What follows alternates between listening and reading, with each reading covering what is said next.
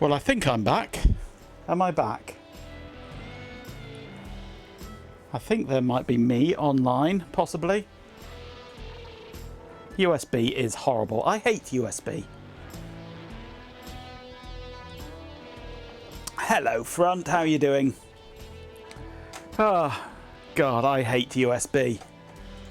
Suddenly it's decided that I can't have my webcam and my mouse plugged into the same hub. As soon as I do, everything just goes completely bollocks up.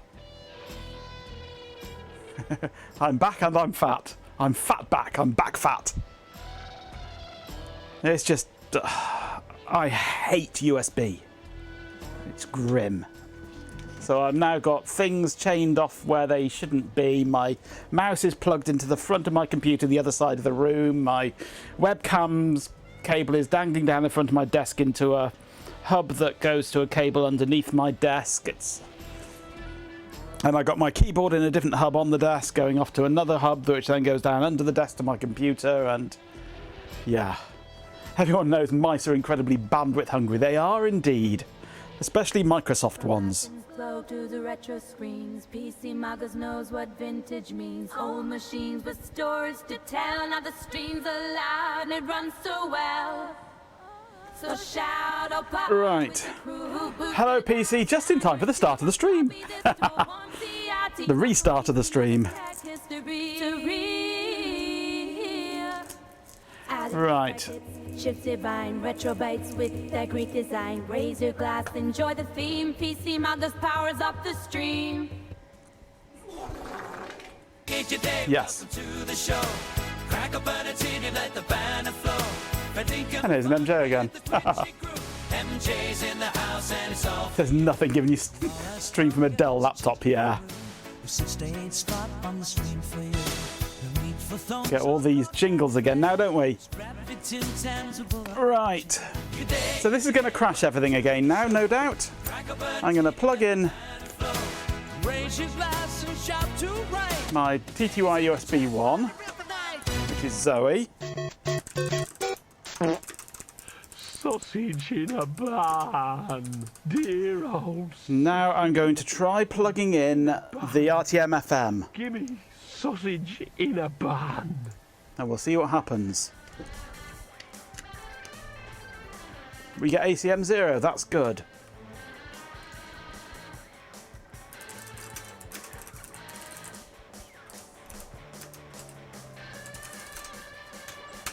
RTmFM is up and running. Okay.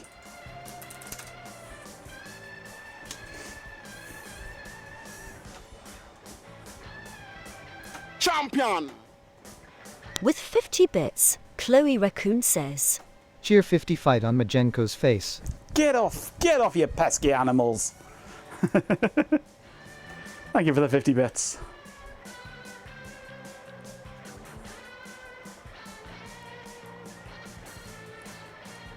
Right, so what am I doing after that unfortunate incident? I want my logic analyzer, which is up here.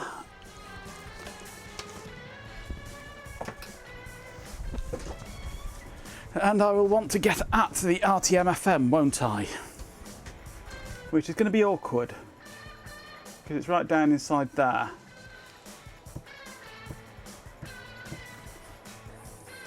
So I'm wondering actually, should I extract it and the cable?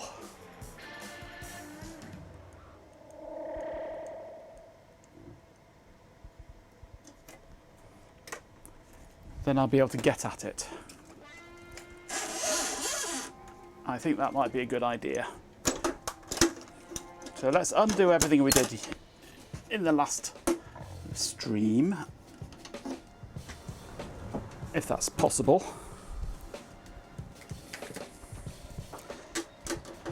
Or at least open it up. See if I can get it into such a state that I can access the top of the RTmFM.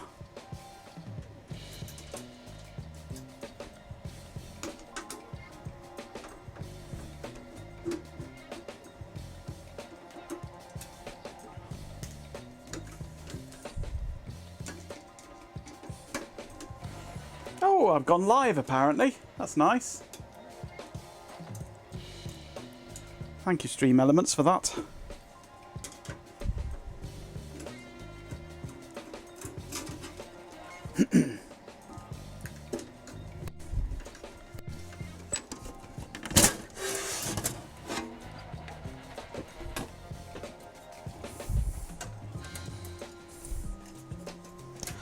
Right.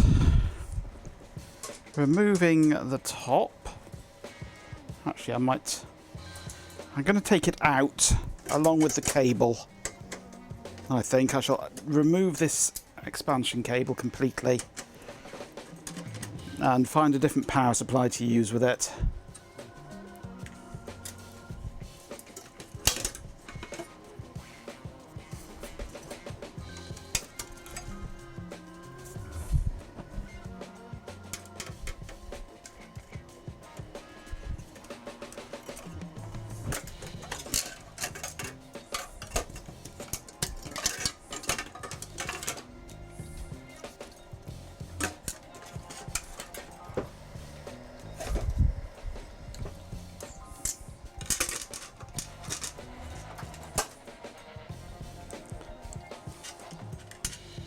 Nearly there. Actually, I wonder if my Canon camera is working.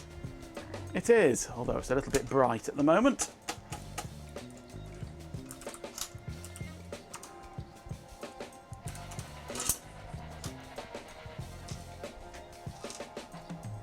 That's a bit better.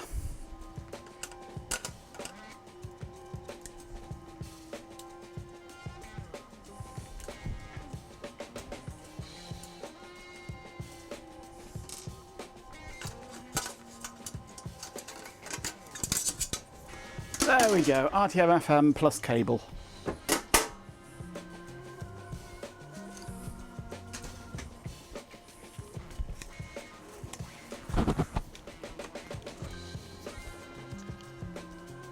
You bought the wrong BNC RCA adapters, oops.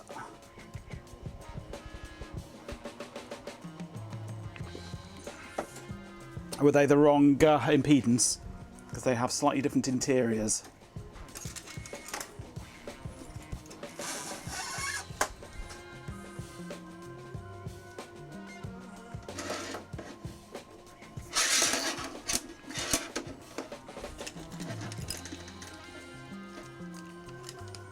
Okay, so this is now plugged into Zoe, but it has no power currently.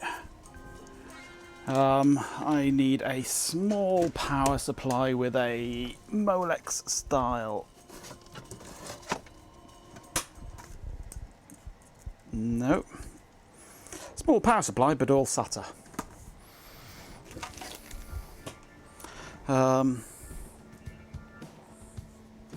I've got a non-small power supply, which I know has got Molex. It's a Mach Helix. That'll do. It's also got a power switch on it, which is useful.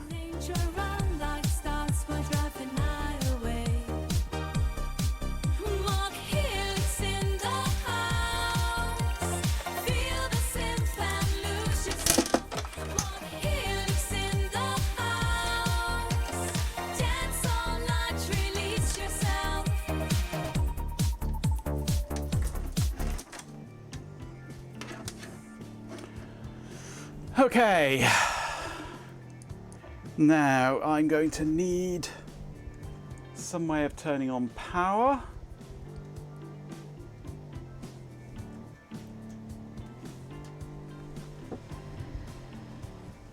That might do the job.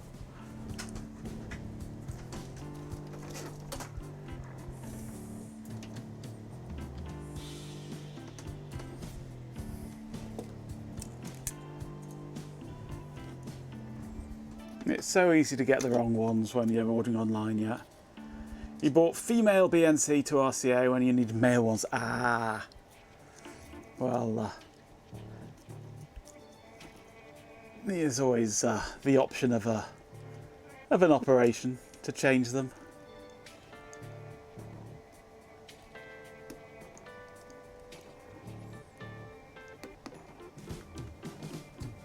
Right, that should give me power when I turn this on.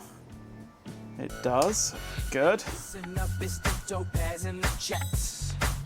We got the vibe burning up just like that. So order all possible combinations of gender change here. It goes wild. Male to male, male to female, female to female, female to male, and male to goat. Topaz in the jet, make it swing. Join the crew, let your spirit Right, I need... feel the night, let the good time I don't want that. I want this. Let's plug in RTmFM. Okay.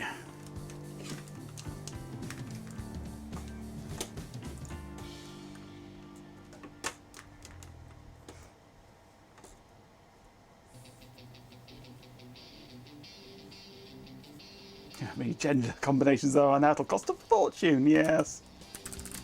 Okay. So, the RTmFM is running.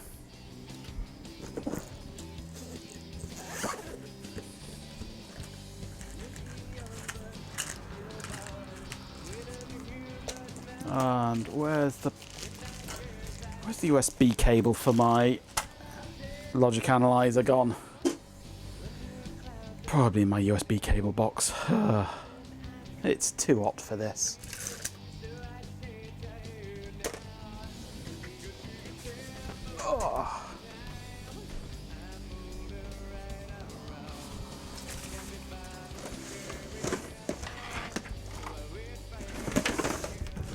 There's one.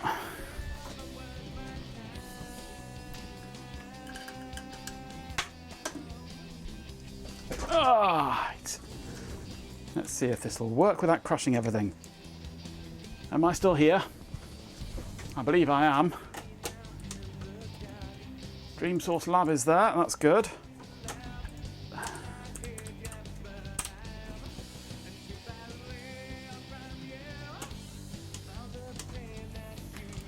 No, I'm there. I'm there, not here. That's a shame. I want to be here. I need to be here so I can do some work.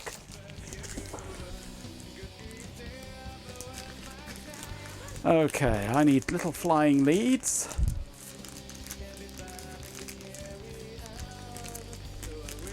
Take tangent serial wars, yes.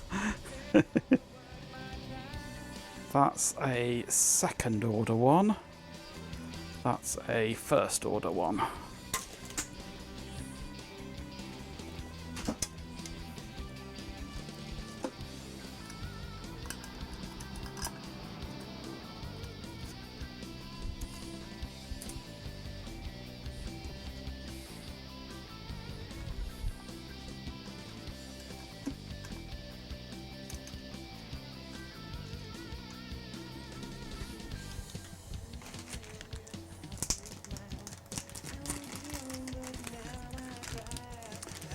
When I was designing in this header here, it would have been sensible for me to add a third row so that I could just put these connectors direct onto it, wouldn't it? That would have been a good idea, that would.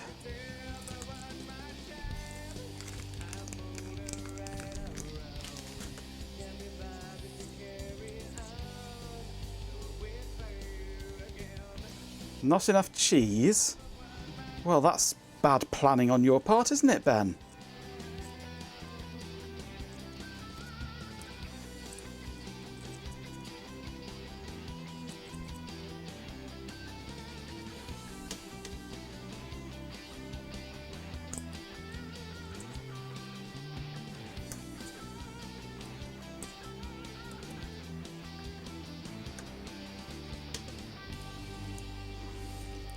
I'm currently just trying to reassemble one of these little clips that has decided it wants to fall apart. Okay. Right, so what signals do I want to monitor on here?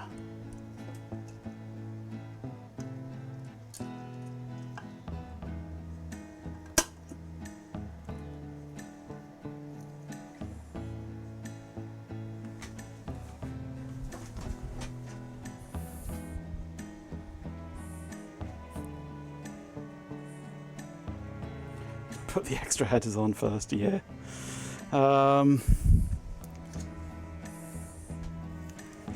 We've bodged this version up first to see what it's doing, if anything.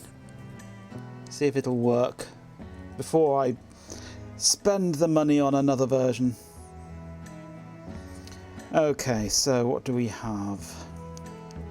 What signals am I wanting? I want decel, which is actually over here. I can do decel on here, can't I? That's an easy one.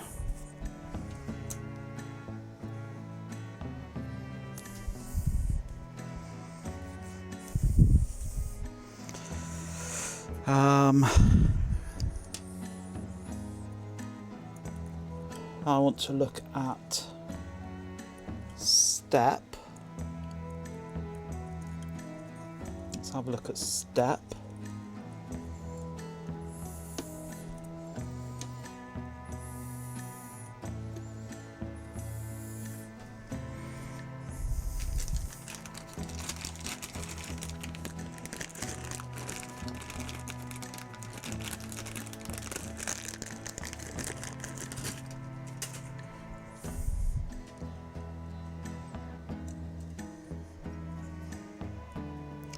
Then I shall also want to look at track 0. I'll look at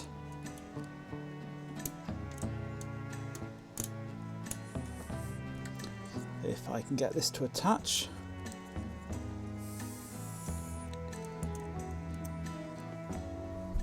Nope, does not want to attach.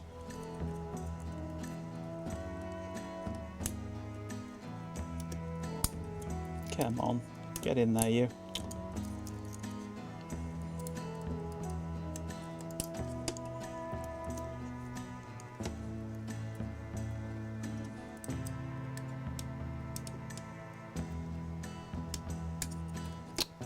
Does not want to attach to that one, does it?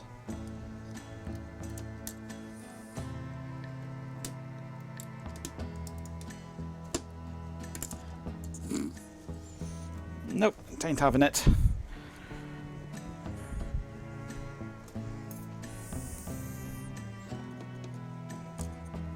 And that one's now fallen off as well. So if I just lift these up a bit, I can then hook them on inside there if I'm lucky. Nope, I'm not lucky. Of course I'm not lucky. Let's try from this side. These clips really are crap.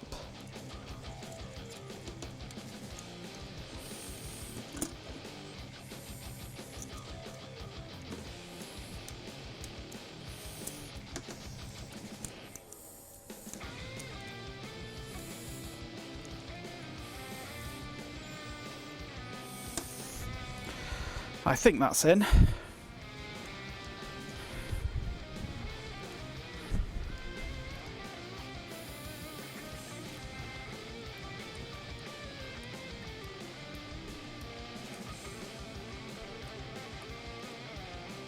Hello, Betamink.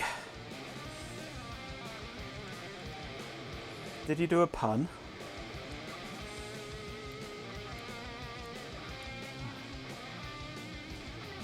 I didn't see a pun. Did Twitch censor it? What else do I want to try and monitor? If I can get these crappy clips in there.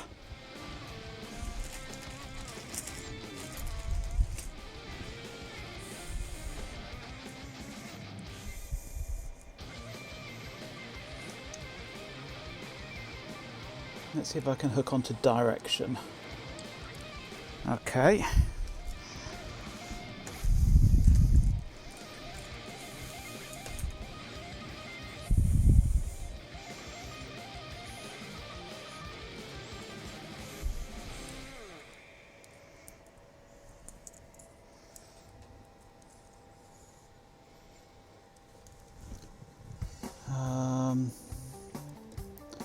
D out would be useful.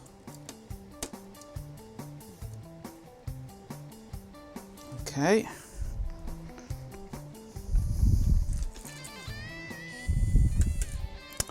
And it comes straight off again. Thank you.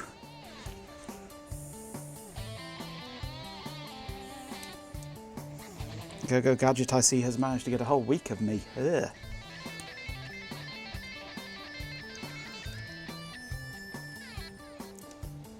Let's try and get that back onto D out. Okay. Seek OK would be quite handy over here, I think. Right, let's see what I'm getting on here. I'm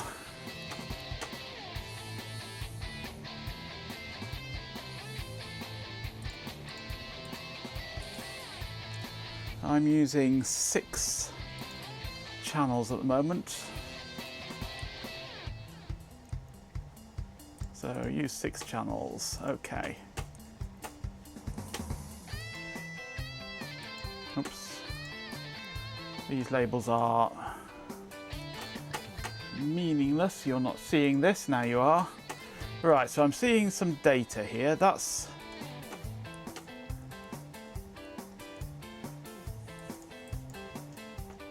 but I'm seeing data that I shouldn't be seeing. I'm seeing spurious bits. But that's probably coming in, isn't it? Let me just see what I've got wired up where. So I'm starting off with 0 is D cell. So this is D cell. Then the next one is step.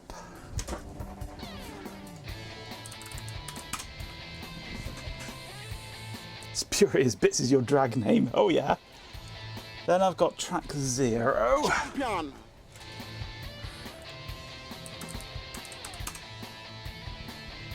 That's a spurious bit. Thank you very much, Chloe.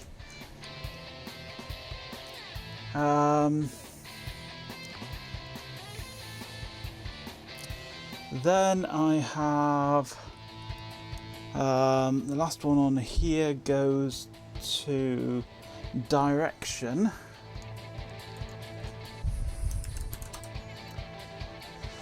Then it's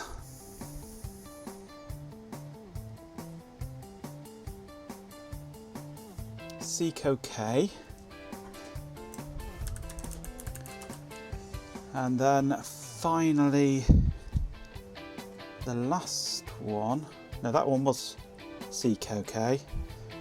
This one is D out.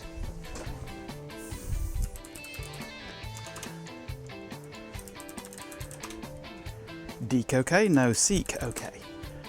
No, I said seek OK, thank you. Okay, so what are we seeing? This is with no external power on at the moment. So let's turn on external power, which means that we actually have signals coming in now. Okay, and we have lost our spurious bits.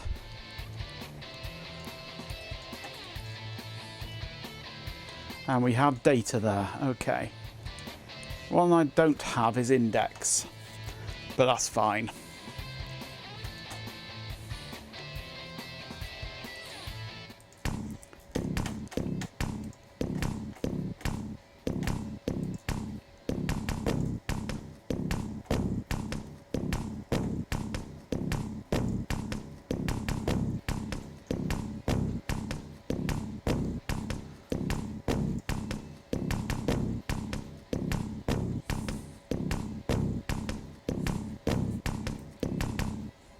Hello, Swarm. Right, so we have valid data. That is good.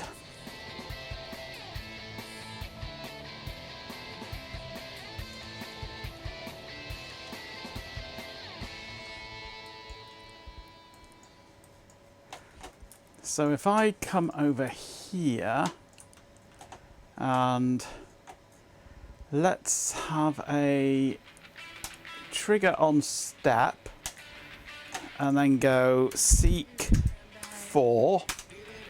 Nothing happens. Okay. To be expected. Because I'm not receiving a step, am I?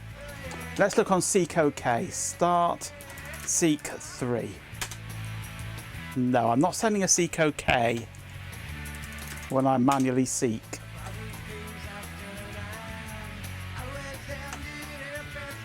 Okay, let's have a look then on... If I trigger on step, start that running, and turn on Zoe.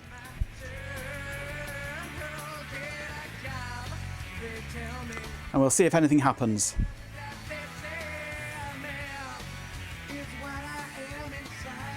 Yeah, we have the RTmFM plugged into Zoe and into the logic analyzer.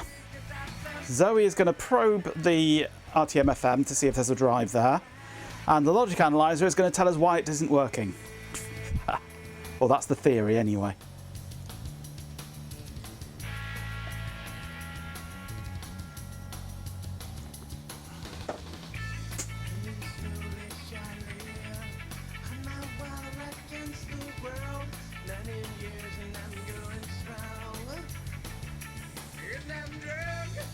Okay, we're on to the disk test now. Looking for the internal one first, and then it'll move on to the external.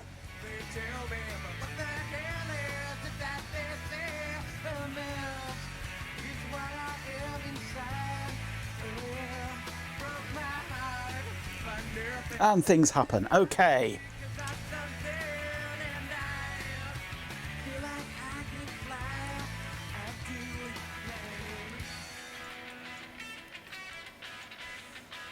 So on here we went to track 2, then back to track 1. So we did a step.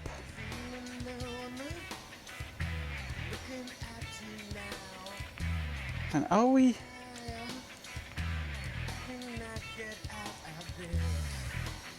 Are we saying it's on track 0 all the time? I mean, our sampling is far too short. We're not getting anywhere near enough data. Let's go for a 5-second sampling. Run test 7 again.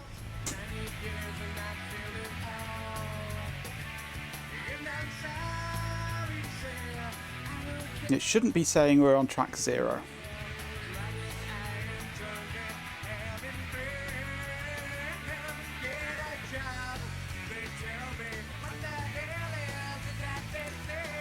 I'm wondering if we're...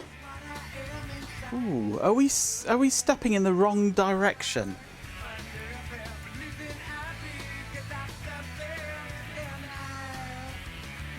So it's telling it to seek in one direction, and we're going in the opposite direction.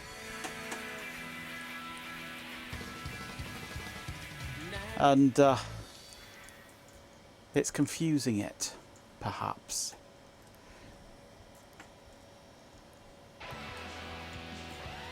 Because it looks like, well, I need to check the circuit, whether that's supposed to be high or low. But we're telling it to do a step. Seek OK goes low.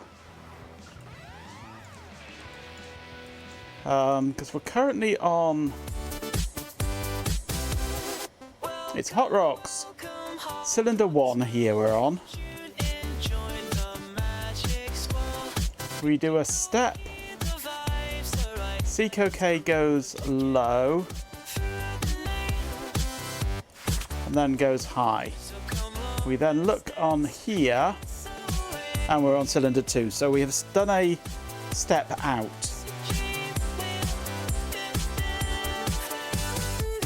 But I'm wondering, should we actually be doing a step in, not a step out? Oh, it's time for my microphone, which I need to plug in and hope that it doesn't destroy my entire USB system again.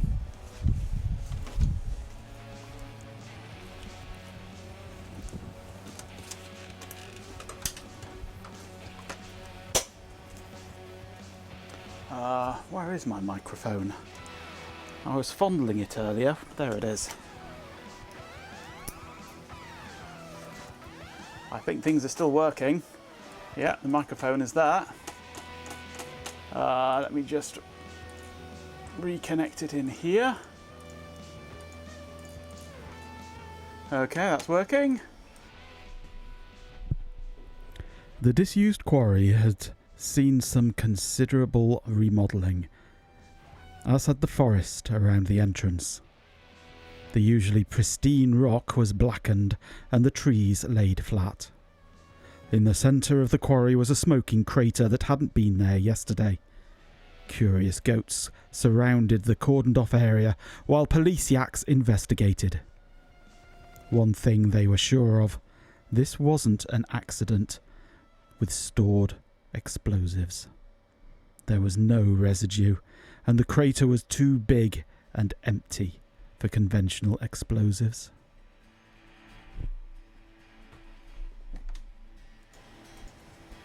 Hello, Hot Rocks. We are probing the RTmFM. So we have crashed. Hello?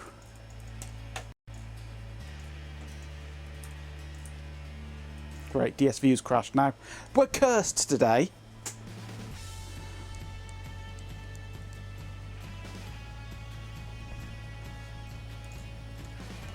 We've got a seg fault happening somewhere.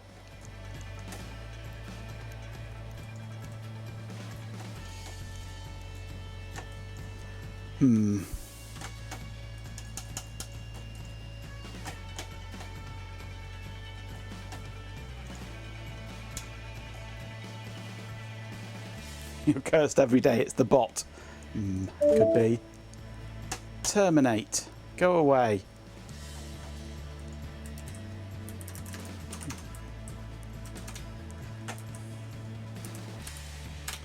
Right, let's go again. And of course we've lost all our data from here, haven't we? I think it's because it's too hot tonight. The temperature has suddenly skyrocketed and it's bloody hot now. So we had 5 seconds, though 1 second would be enough.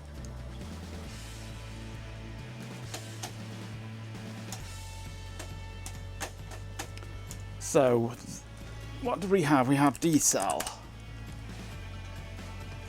We need that. We need 6 channels. So it was D-cell, then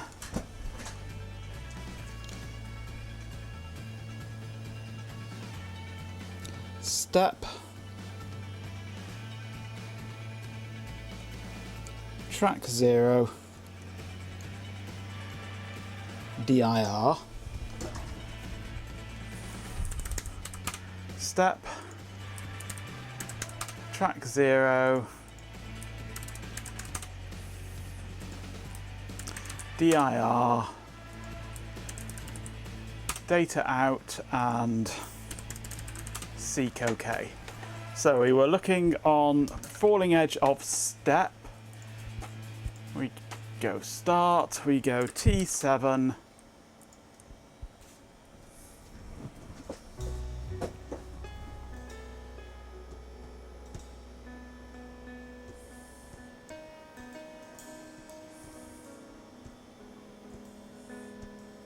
And we wait, and we wait, and we wait, and we wait, and we wait, and we wait, and we wait, and we wait, and it all suddenly goes. Okay, so let's just set up MFM to look at D out. So we determined we get a step currently in starting on cylinder 1. At the end of the seek OK, we are on still cylinder 1. Okay.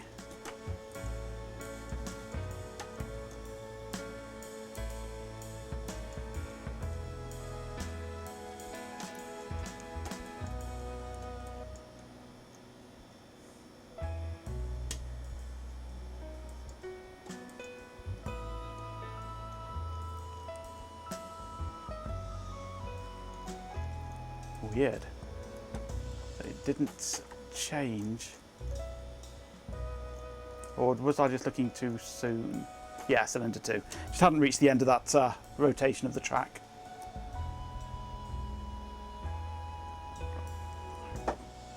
So maybe I should delay... Maybe I should delay this Seco K until it's gone through. Oh, hello, CRC errors we're getting. Why are we getting CRC errors? We never used to get CRC errors.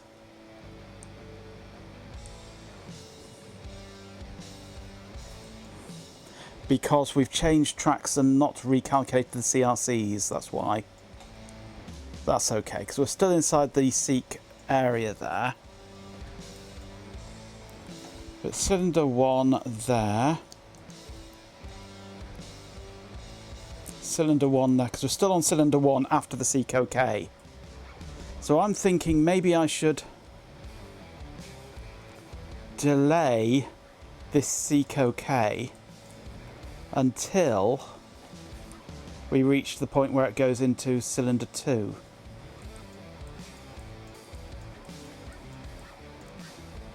So we extend this Seco K until the end of the current track, and only then do we raise it.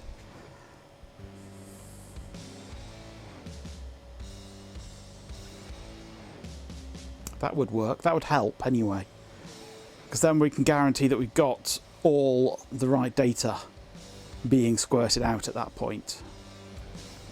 Because I think the idea is that while Seco K is low, it means it's currently actively doing the seeking, so the data in that period should be gibberish and to be ignored, and once it comes out of that, then you should be on the right track. But we're not at that point. We're not for a few more sectors' time.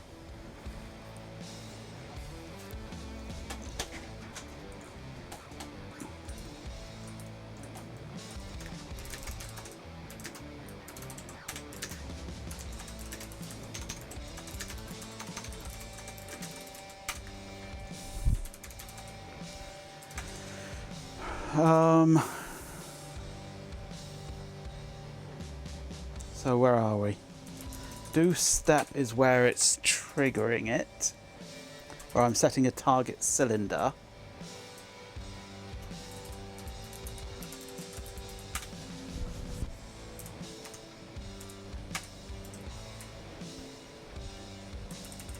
And here is where I'm setting track 0. And here I'm doing seek done high. So this needs delaying until the start of the next track.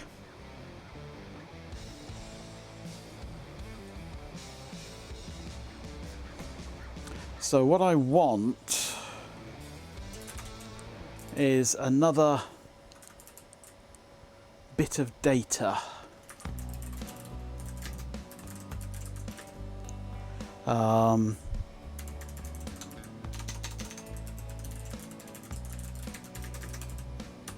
Signal seek complete.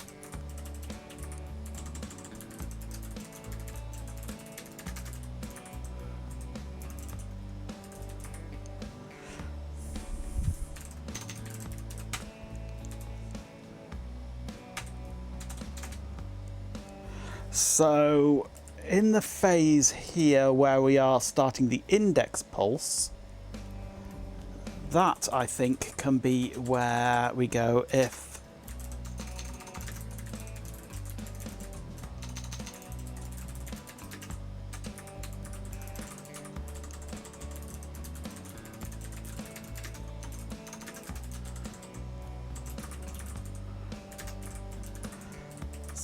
we're being told to signal seek complete, we'll put seek done to high there and reset signal seek complete to 0.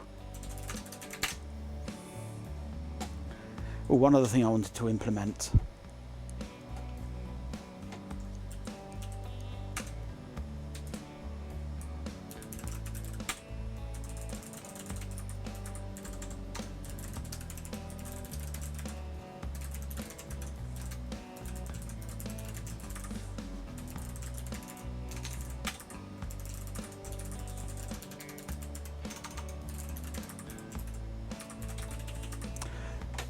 There's a command that I want to have here.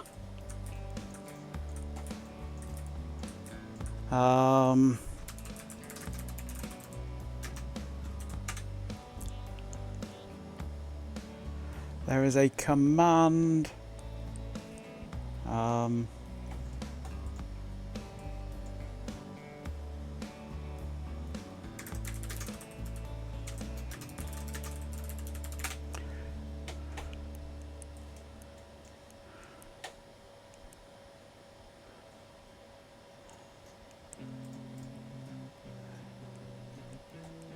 Reset USB boot. 00.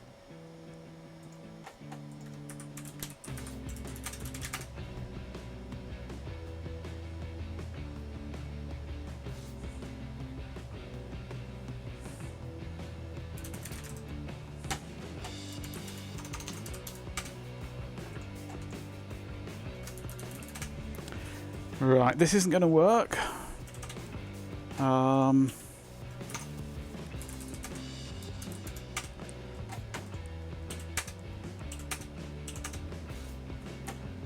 Nope.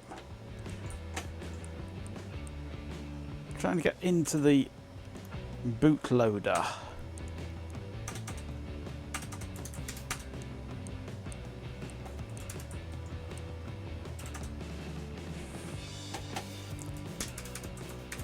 And now Minicom's gone up its own arse, as it does.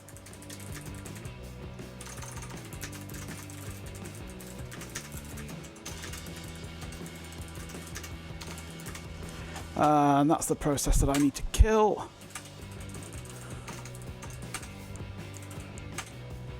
It's gone, but that's still happening there. Grr, go away, you. Right. Now, how can I do this easily? Let's just unplug the Pi directly from the board. There we go, that's better. I mean, Pi target is busy.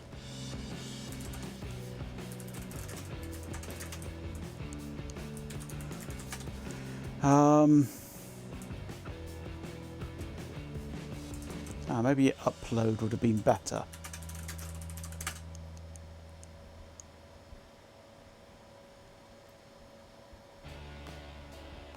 No, still not working.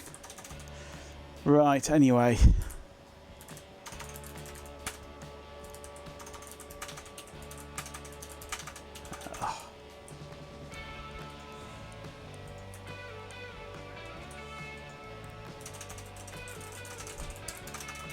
Come on, what are you doing?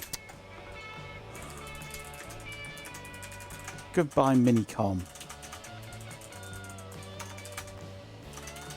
Get rid of all Minicoms. Right, Minicom gone.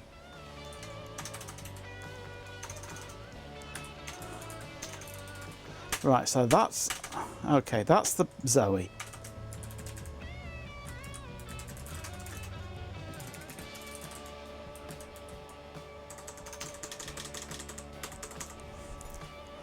Come on. Thank you. Then we'll plug that in to the board. And it immediately crashes. Because why wouldn't it? And of course, the Pi Pico has no reset button. They didn't bother to put a reset button on it, did they?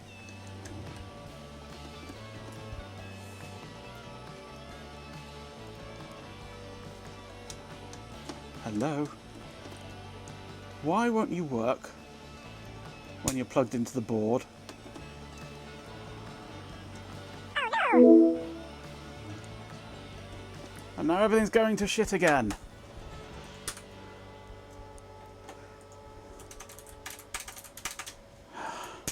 Right away. Majenko Tech, you need to hydrate. Seriously, a big glass of water right now. It's urgent. Let's get you feeling better. I'm nearly out of water. I'm going to have to go and get some more. Hey, Tyler. Yes, thank you for the hydrate. Why won't this... It suddenly won't work. Come on. Disconnect that. And why is the DSL suddenly bouncing around as well? So I turn on power to Zoe, to the RTmFM. I plug it in and it won't identify it because it's plugged into the board. Unplug it from the board. Everything goes completely to shit. Unplug it, plug it in, it finds it. The moment I plug it into the board,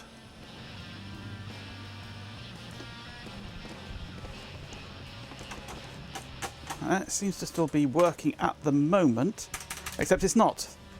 It's just frozen.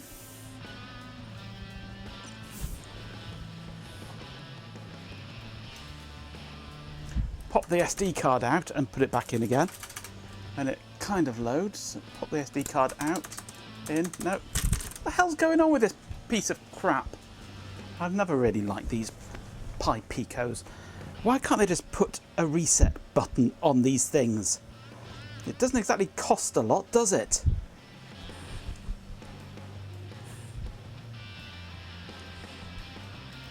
They put a bootloader button on, but you can't use that bootloader button without a reset button.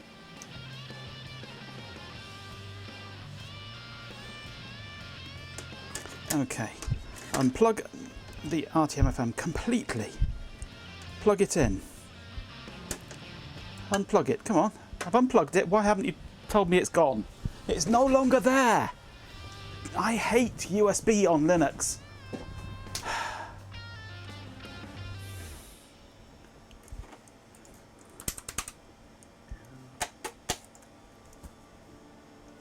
Right, finally it's decided it's gone. Now I plug in the USB. Okay, that is there. I plug it in to Zoe.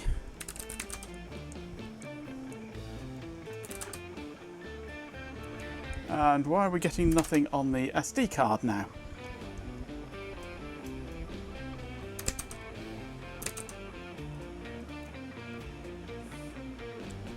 Champion!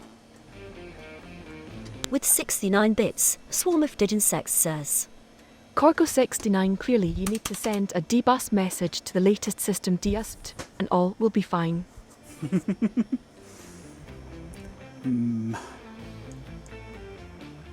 USB on Linux is a shoddy, terrible, horrible mess. It's one of the few things that lets Linux down is its inability to do anything sensible with USB.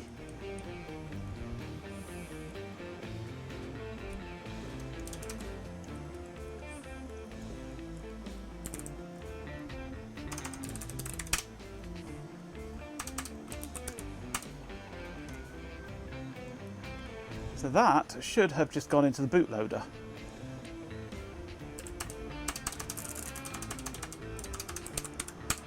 But hasn't. But in about 5 minutes it might. Like it's better on anything else, yeah.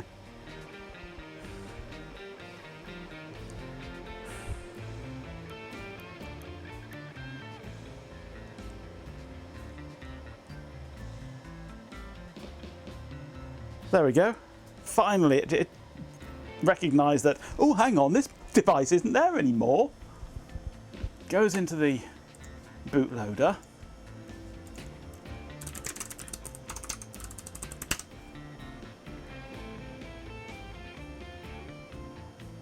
Install the code.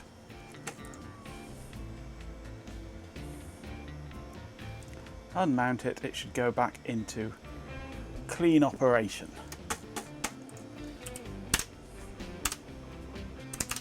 And now we get to see things that are on the disk.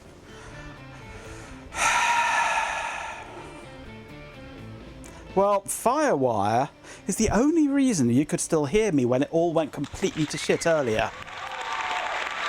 because my voice comes in through Firewire, and that was perfectly stable the entire time. USB in its entirety just went completely up its arse, but Firewire stayed perfectly happy.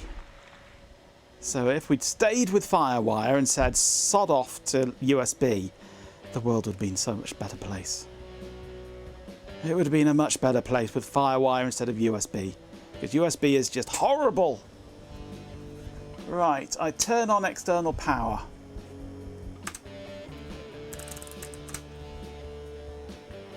Right, we are currently running.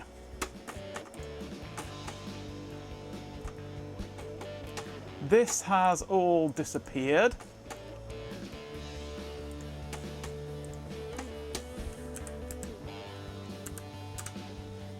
Because when USB decided to cark itself, it decided that, no, you haven't got a logic analyzer anymore. In fact, there's no light on the logic analyzer even.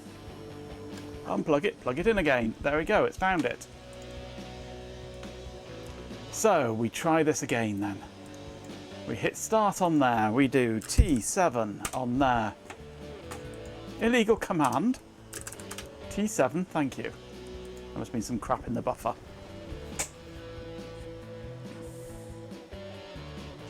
It's all Apple's fault. Yeah, you can get behind that, absolutely. We've never used Firewire. FuseWire, yes. But not Firewire.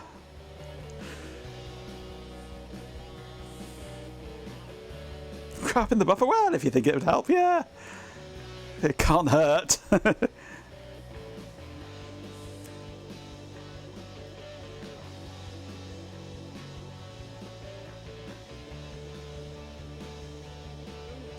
Right. Okay, so our seek OK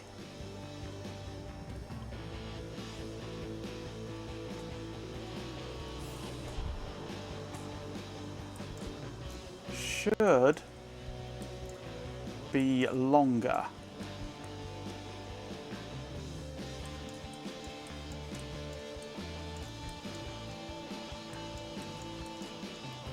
And it should be after here, we should have cylinder 1 there. Oh, you can come back. And here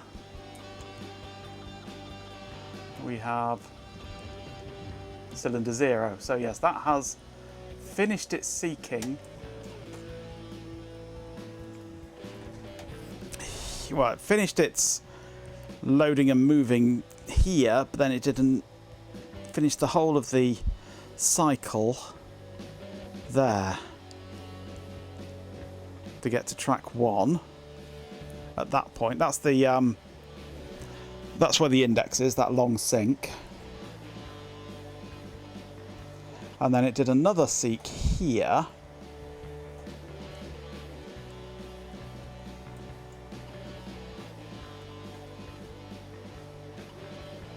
In the other direction, and I think we're seeking in the wrong way.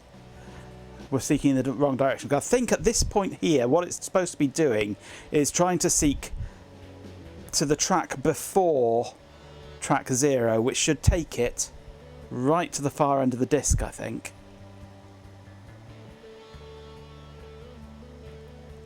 And then back again, so that it can find out how big the disc is. A long sync is called a bath, yeah. Absolutely. So, if we try inverting the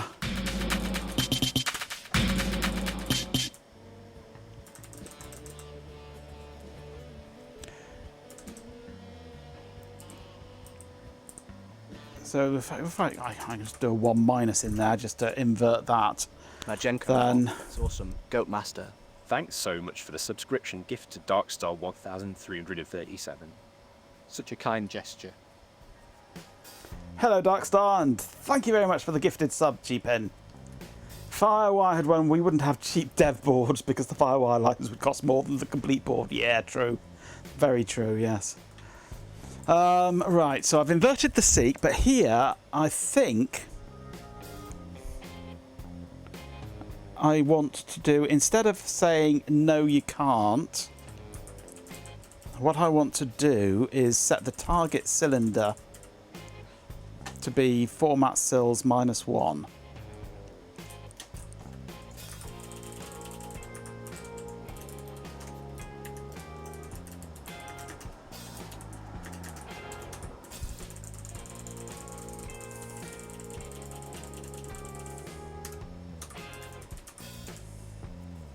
So I think it's trying to identify the size of the disc by the number of cylinders.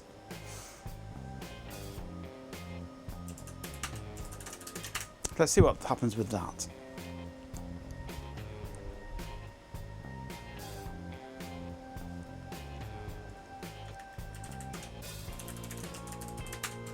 Target sill singular, not plural.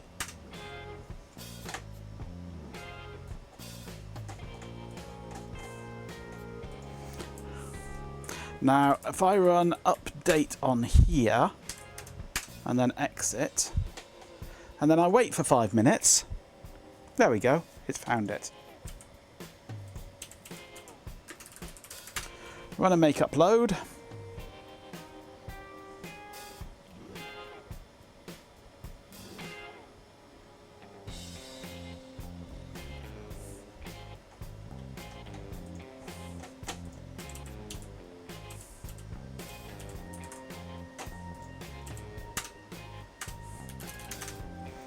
Okay, so what happens now if I do a T7 on here?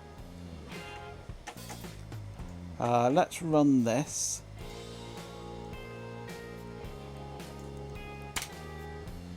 Oops, wrong window. Let's see what it thinks of this now.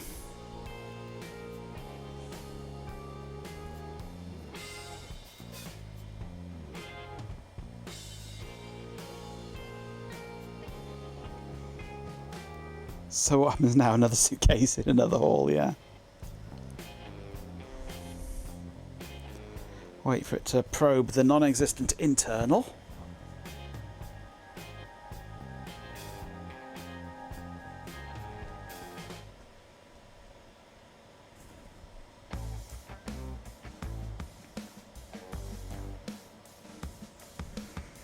Okay. Oh, we've got a hype train going. Hey, Purple.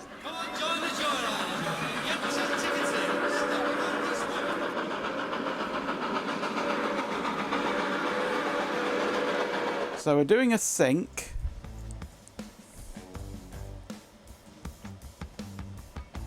So we're doing a seek. And we should be starting... Stop shooting off like that. On... cylinder 0. So that would moo its way straight up to cylinder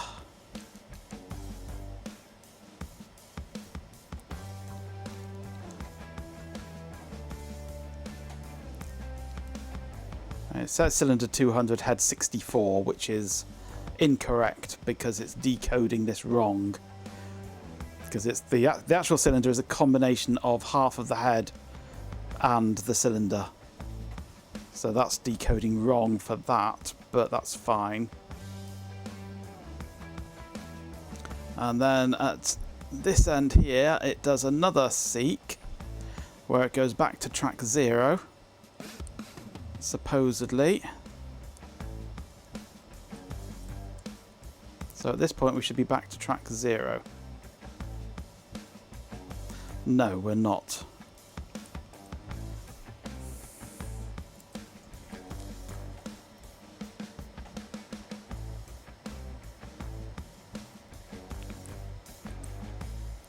But we should be. Track 0 has gone up there. So we're on track 0. After the seek here, we should be seeing... Yeah, we are track 0. So why were we not seeing it here?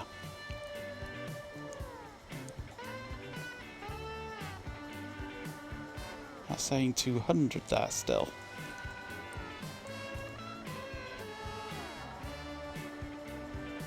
And then it's 0. Okay.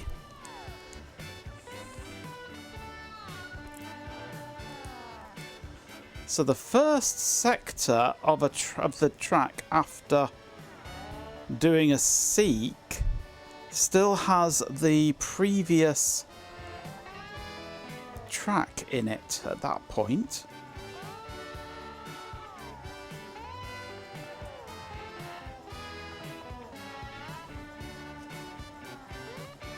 Why?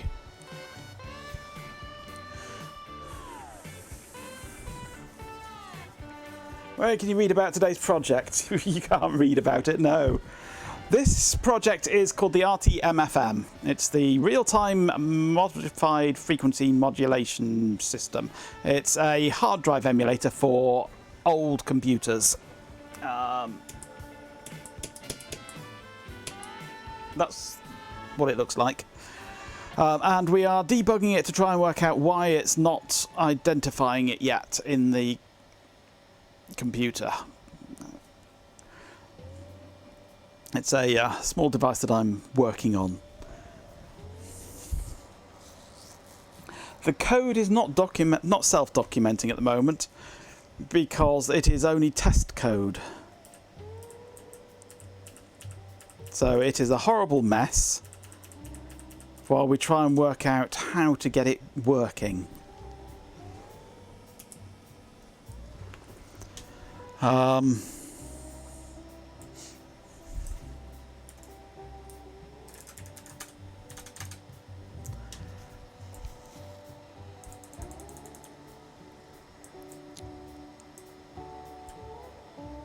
Oh, no, I know why. Do I know why? Yes, I know why. I know why we have this first one here as wrong. Because it's only reading... Where are we? It's reading this sector. It's loading in this sector here whilst this sector is being output. And at this point it's still on that track, not that track. Well, I'm sorry to disappoint you, mother baby. Oh, thank you for the gifted sub, G-Pen.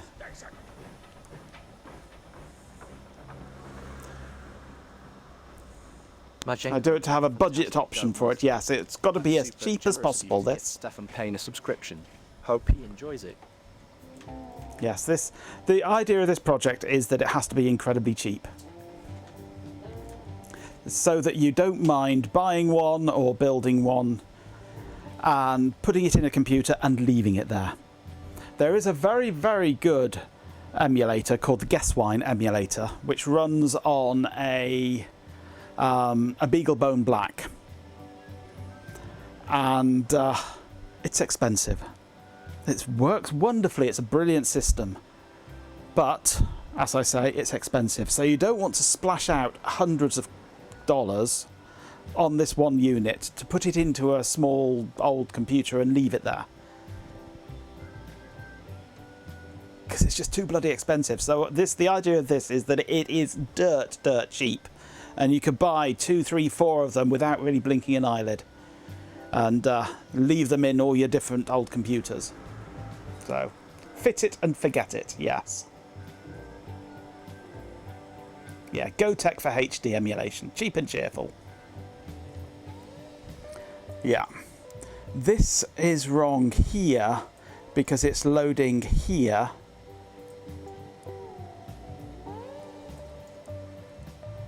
So it's not going to get the first sector right until the end of the first revolution. What real use for today is there for this besides curiosity? For, retro preservation. For putting into old computers that you want to preserve and keep working. because old hard drives die. They die all the time. I have two. One of them is dead and one of them is half dead. So they both those hard drives require replacing. I've also got another computer that has no hard drive, and the only kind of hard drive it can really take is an old MFM drive, and they just don't exist and they just don't work now. So you need a replacement system for it that you can just put in and ignore. So the ones that are still working, you try and use them very sparingly, yes. Yeah, one needs a Kickstarter. It suffers from what's called stiction, where the heads actually stick onto the platter of the hard drive and it can't spin anymore. And you've actually got to physically lift it up and jerk it round to break that seal between the head and the platter, and then it can start spinning. Which is not great for it, really. For old XT class systems, you can get away with XTID and CF cards and things like that, yeah. I mean, my 5150 IBM PC has a USB hard drive interface that takes a little flash drive, which works beautifully, and I love it. But you don't have that option with old old DECs or HPs or IBM big old systems or things like that. So yeah, my PDP-11 has no hard drive. It desperately needs a hard drive, and the only real option for me for a hard drive is this, because you just can't get the hard drive for it. So yeah.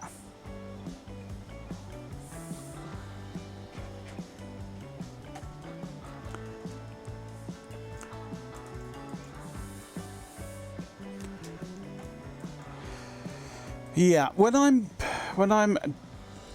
outputting the data, I'm loading the next sector whilst outputting the current sector, because the data is being output using DMA. So I'm loading the next sector whilst it is outputting the data.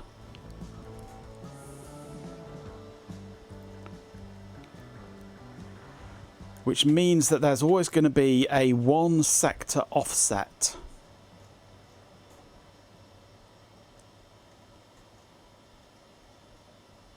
In the seeking, isn't there? The first sector after a seek is always going to be the previous track. So if I take this and move it into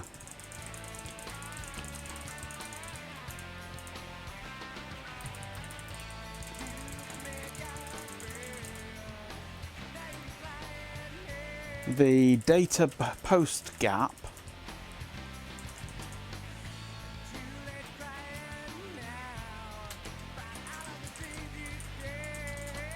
if signal seek complete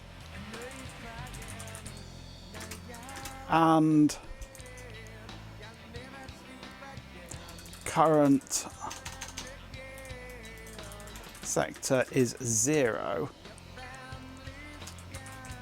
So if we're in the post gap after the first sector, then we'll set the seek done. So we'll extend it by another bit, by an entire sector within that final track. That might work.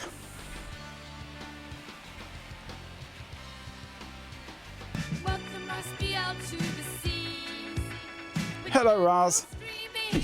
You're only an hour too late. That's all right. We've actually only been going about half an hour due to cock-ups and USB being shit.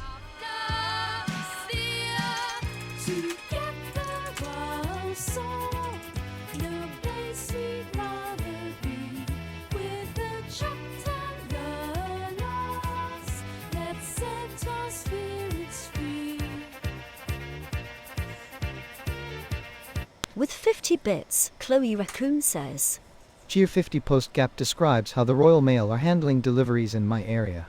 Sounds about right, yeah. Thank you for the 50 bits.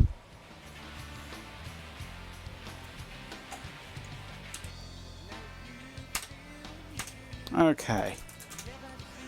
So this now should be extending by another sector's worth. We have the RTmFM plugged into my VAC Station 2000 RASPL, and we are currently probing it and trying to tweak the software to make it actually identify that there is a drive there.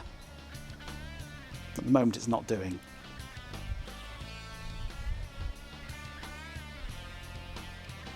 USB, something that was made in the 90s and it's been haunting us ever since, like ATX, yes.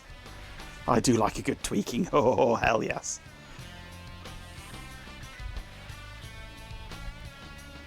Okay, so it still failed there, but now we should be getting, at the point of this seeking here, we are on cylinder 0. Then when the seek OK rises, we should be on, yes, we're at the end of the drive at that point.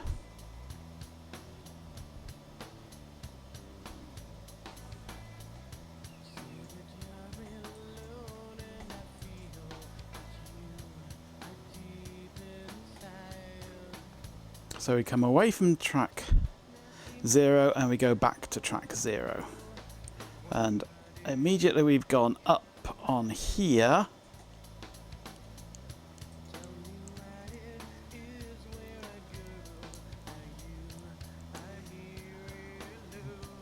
Are we still decoding? Yeah, we are. We're still decoding. So when we go up on here, we should be back to track 0, yes. This is track 0, sector 1.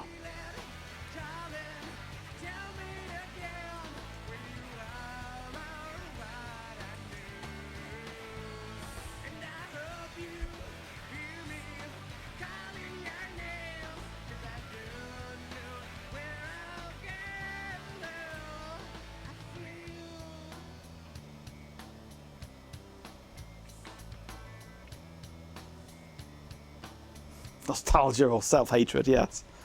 Don't forget BTX. There's also BTX, don't forget. So many of these different standards that are all the same standard, slightly different. And if you don't know what BTX is, think ATX, but in a mirror. Completely backwards. Exactly the same as ATX, just everything's backwards. Mounts on the opposite side of the case. Not to be confused with the German BTX, yeah.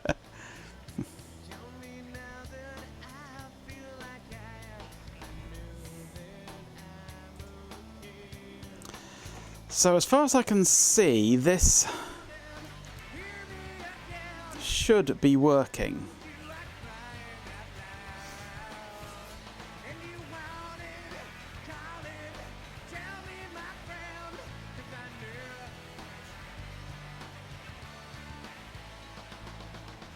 Chicken and bacon pasta baking, excellent. But this is still saying fail. But we have a, yeah, we're still doing 727 on here. So we're still saying getting the same failure mode.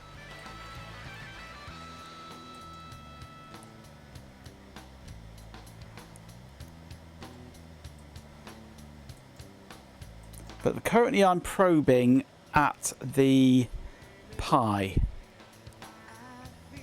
What I should really do is look at probing at the bus.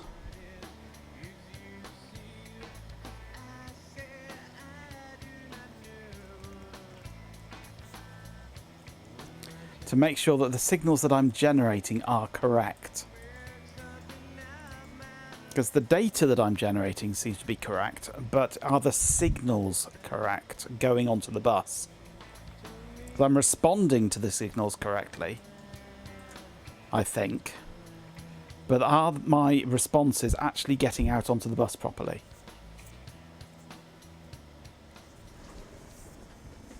And for that, I'm going to require keycard. Yay.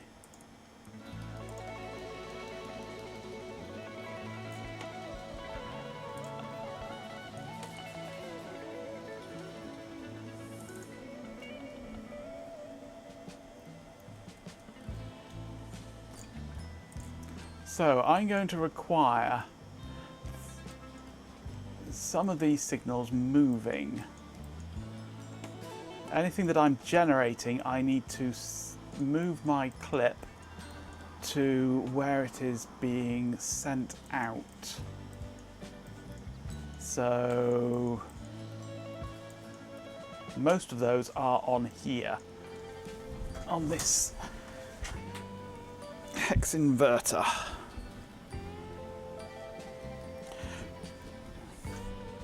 So let's move track 0, which goes on to pin 8. Step stays on here. Track 0 goes on to pin 8 of this inverter.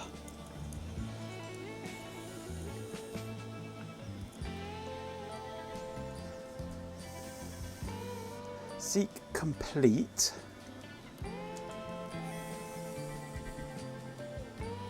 Is this one here.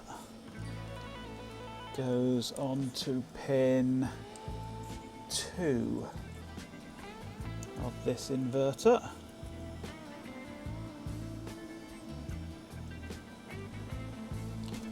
Data out can go on to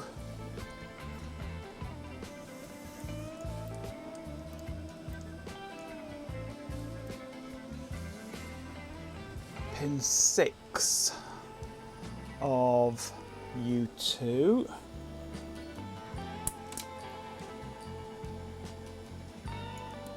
That's pin 6 of U2 there.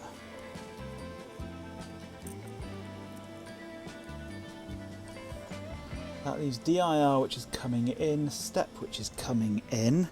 I'm going to add index as well, I think, which is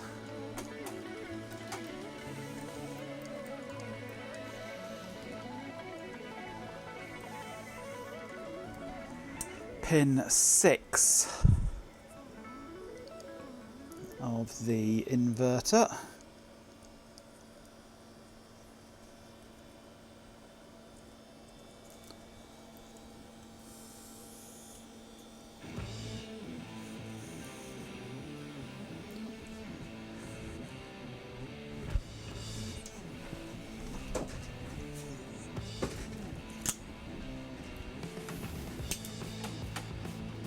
Right.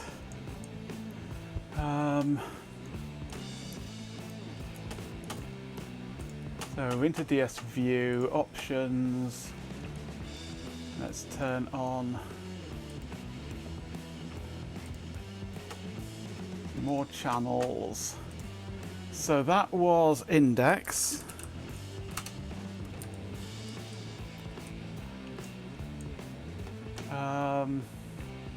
It was only index I added, wasn't it? Yeah. So let's see what we actually get now when I do a T7.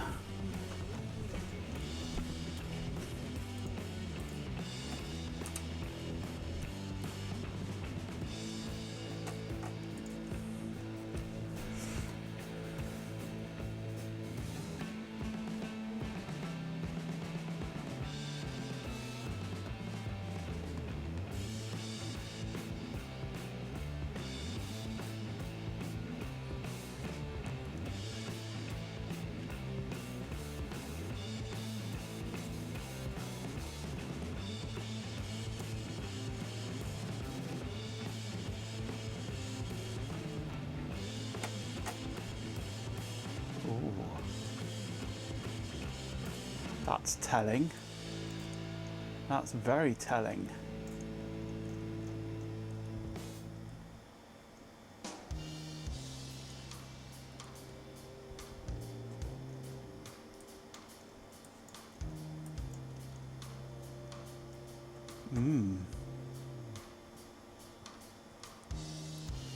Okay. I can see why it's not working. Nothing's going out. At all. I do apologise, I'm an idiot. None of the signals are getting out of the inverter. Or the data output.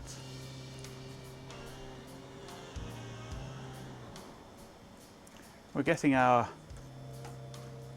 direction input, we're getting our step signal coming in, but everything else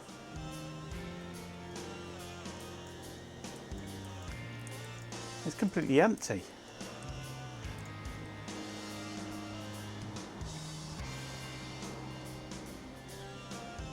Why? Especially since all these signals should be pulled up to 5 volts.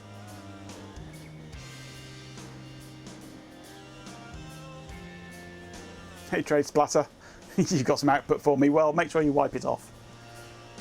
Use the curtains if you have to.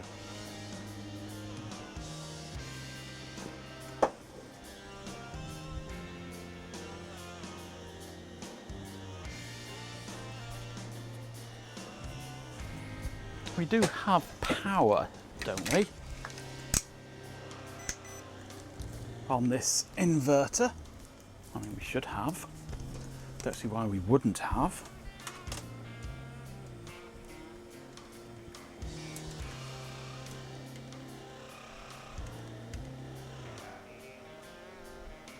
Yes.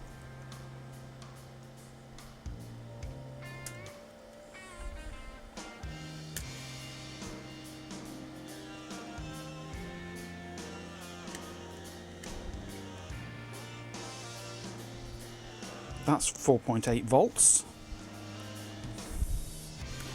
on that signal there. So why is that saying those?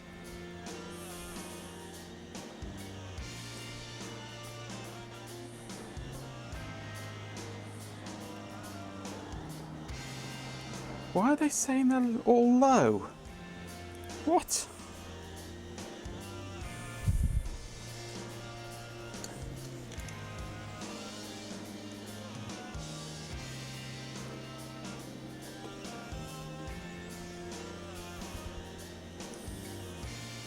That signal there is not low. That is on 4.8 volts.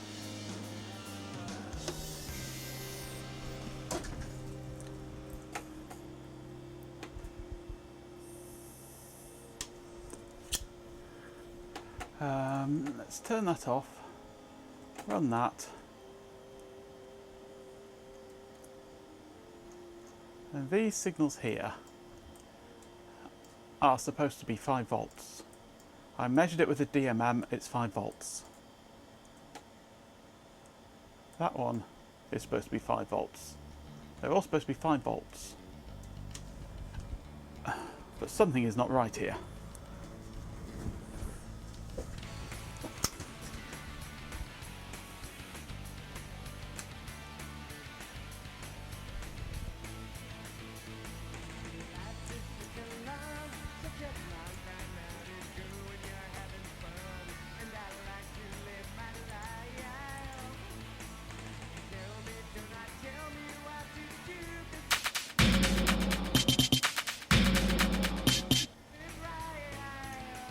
Those are the bodge pull-ups, yes.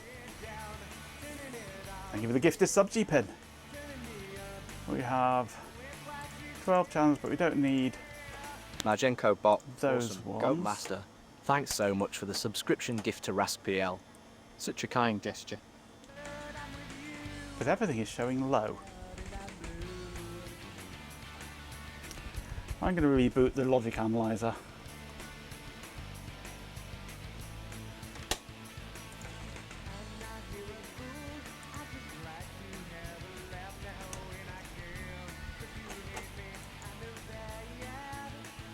Low, low, low. That's an incoming one. That's low. That's an incoming one. That's low.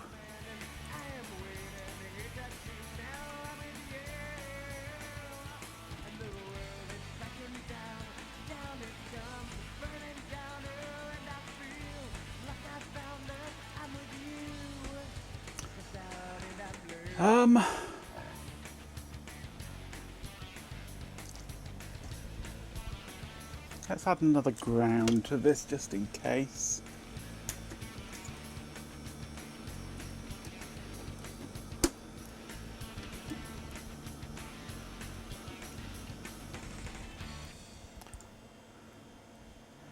No, they're all still low.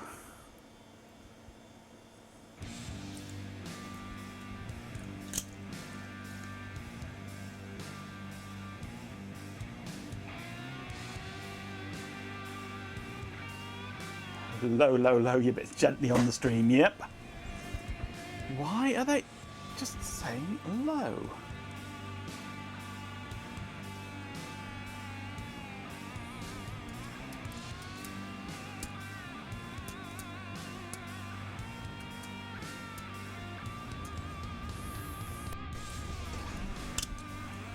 I've not got an isolated ground or something, have I? Let's check the ground from the power from there to there, 4.99. The output of that pin there. Ah, that is saying low on that pin. That pin is saying low. That pin is saying that. They are actually saying low on those pins according to that. If I take the ground to there. No, that is actually giving me a low. Okay.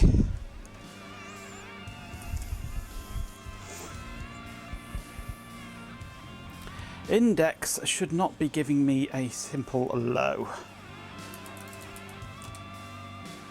It is running. Okay. Let me get my silly scope up.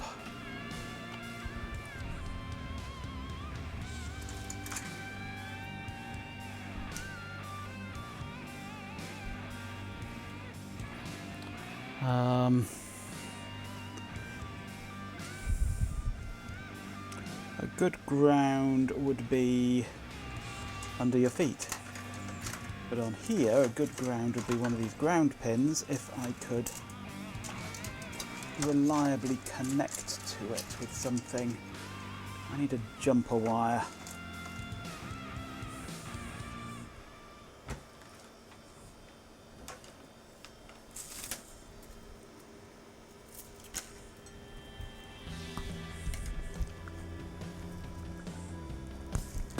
You didn't just see that, because it was off screen. That's good. I honestly didn't use my teeth to strip a wire then. Okay. That should be ground. Index. It goes in on pin 5, out on pin 6.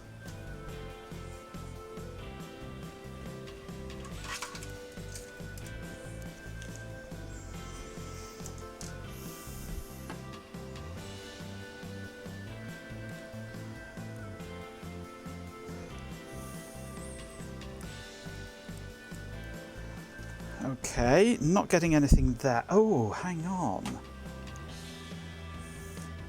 Where's index on here? Index here is... Ah, hang on, no, it's...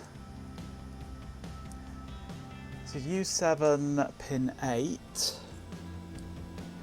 1, 2, 3, 4, 5, 6, 7, 8.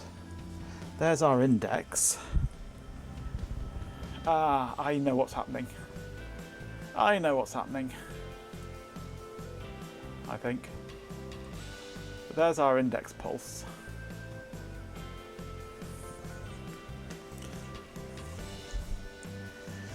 But that is then going index, comes out of pin 12. 3, 4, 5, 6, 7, 8, 9, 10, 11. and there's nothing coming out of there. That is high. Index is... Why is that high, actually? Index should be pulled to ground. D-cell pin 1 on here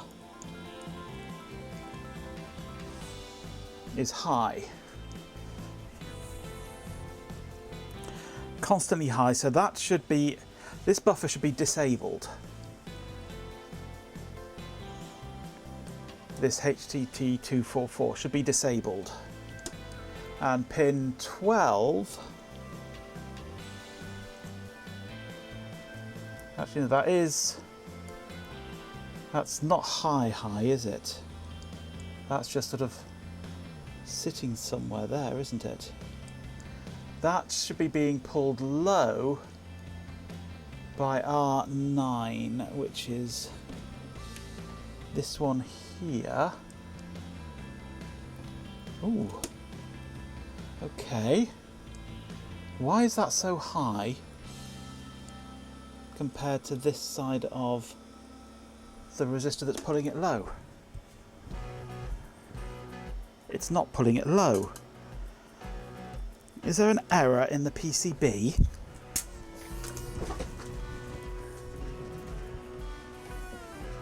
In that these resistors aren't doing their job?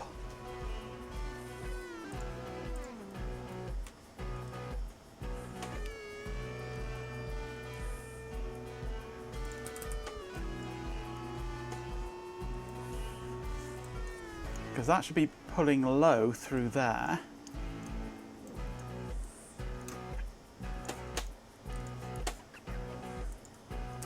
Before it goes off to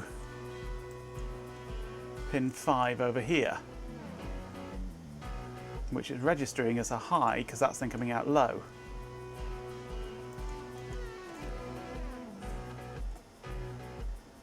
So this... Is that not connected in some way?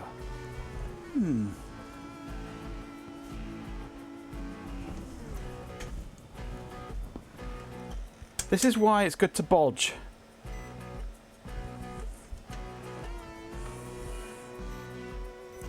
Okay, resistance measurement. Let's turn off all power. Resistance measurement from there to there. I get 0.71 ohms. 0.69 ohms, nice. Okay.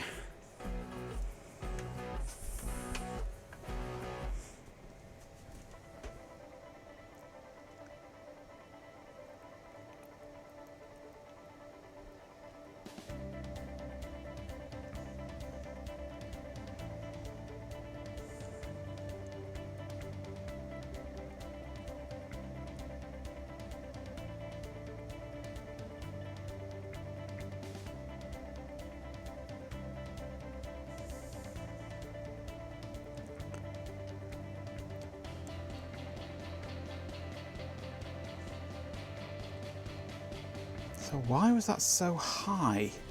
The only way it would be so high is if it was pumping a lot of current through that trace.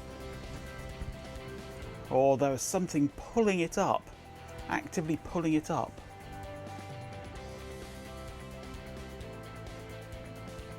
Or the pin itself was pushing out power.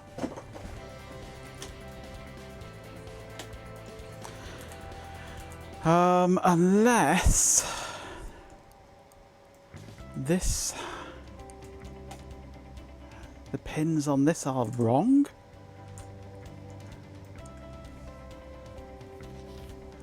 It's an LSO6, so it should just be standard, isn't it?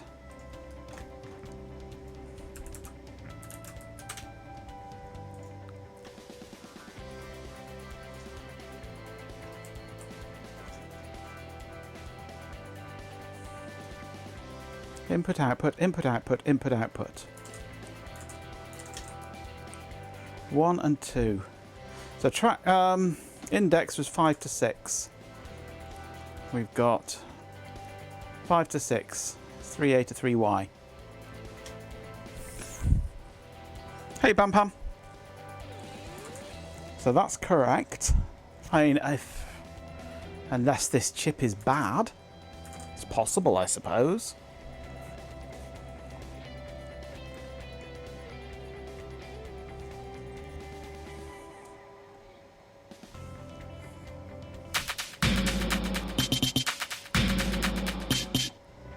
Oh, thank you for another gifted sub, G-Pen. Nutter. You going for a new record, are you? Or are you trying to get to a nice power of 2 on 128? That's fantastic, Goat Master. Thank you so much for the subscription gift to Bampan. Really appreciate the kindness.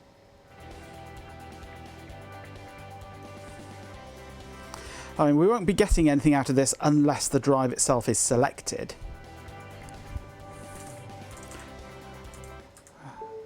Everything's under control. Yeah. Oh, is the drive getting selected properly? Where are we? Because D cell is low.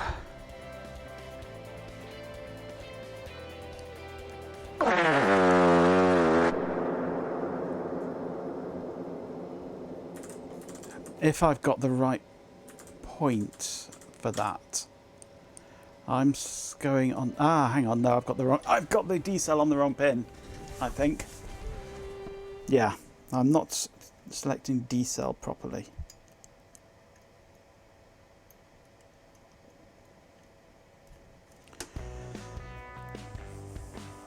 Right. I should now be monitoring D cell correctly. So we'll see if it is actually getting a selection signal. But why it's saying it's low on the output of that instead of being pulled high, I don't know.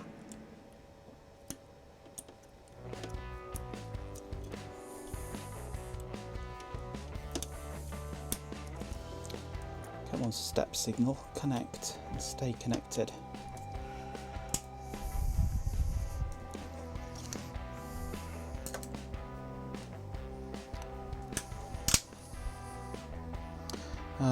Where's my USB cable gone? There it is. So I should have RTmFM back, yeah. Let's power up Zoe.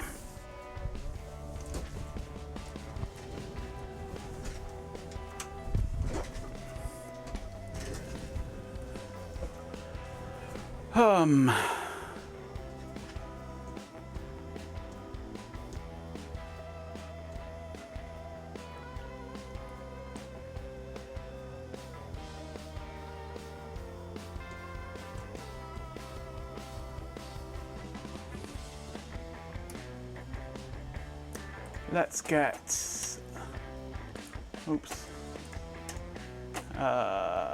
step falling start.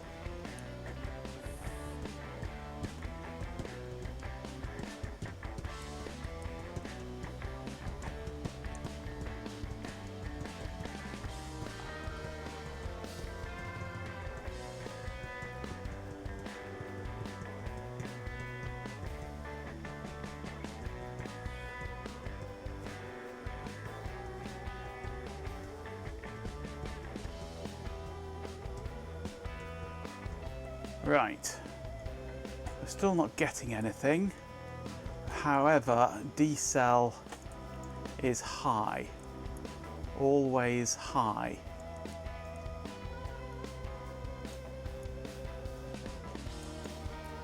Why is D cell always high?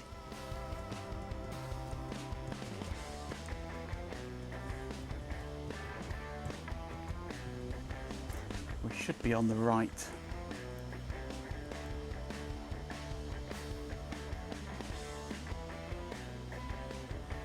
Let's just change the drive ID.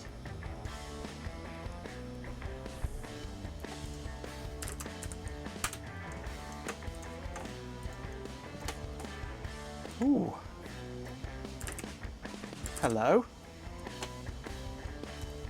No, that says nothing there, I believe. No, it did something. No, it's still not selecting on there. That drive ID selected.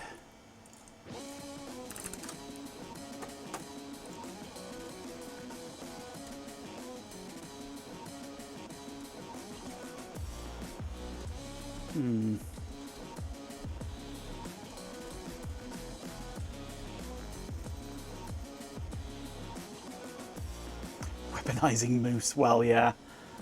That is by far the simpler option.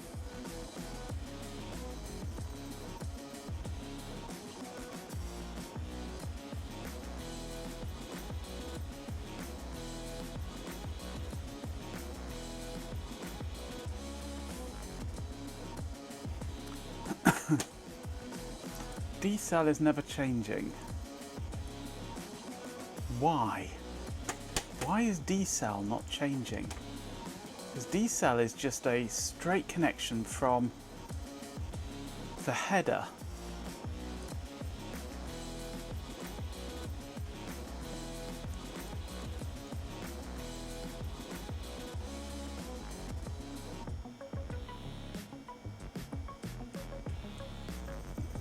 Changing the location of my drive select jumper does have a change in behavior.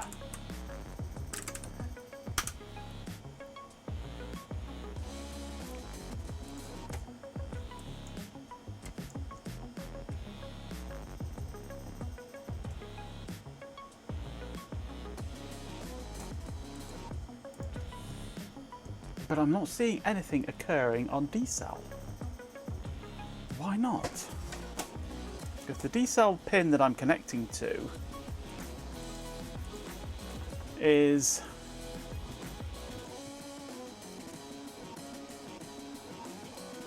where is it? Here. I'm connecting on this connector. On this side of the connector. And whichever jumper I have inserted for whichever drive number, I should get that signal coming through on here. But I don't. Why not?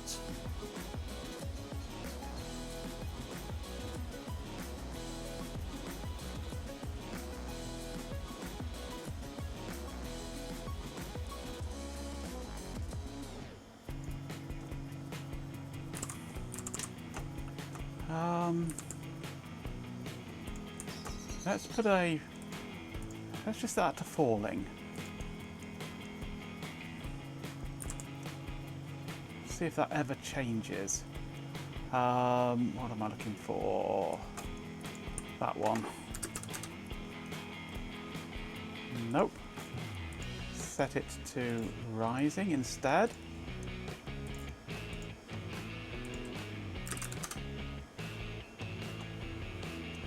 Nothing. Let's put it on drive ID 2, which I think is where it should be.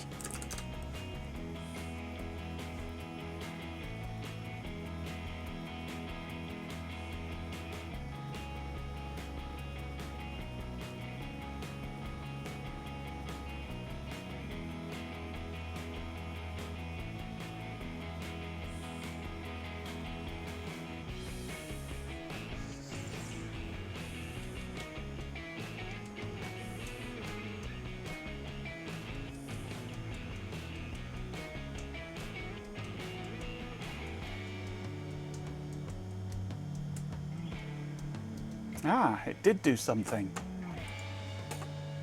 Right, D-cell goes high, and then low, and then high.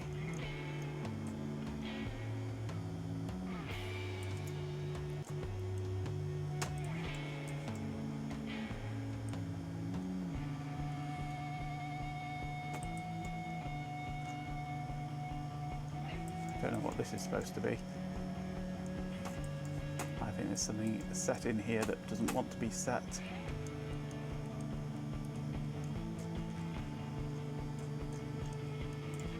Anyway. So it's starting out low. We get a high pulse, a low pulse, and a high pulse. And then it's high all the time that it's doing things.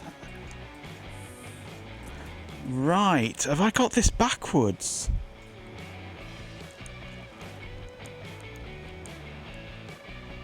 Should I be using decel inv? And not decel? Disk select. I thought the drive select ID was active low, not active high.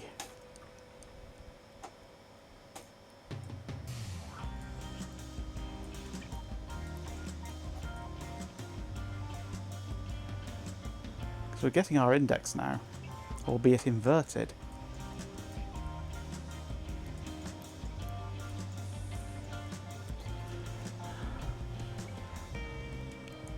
Or is that correct? And it's looking to see if there's a signal. Waiting a certain amount of time, waiting for an index that never appears because it's backwards. What if we invert our index?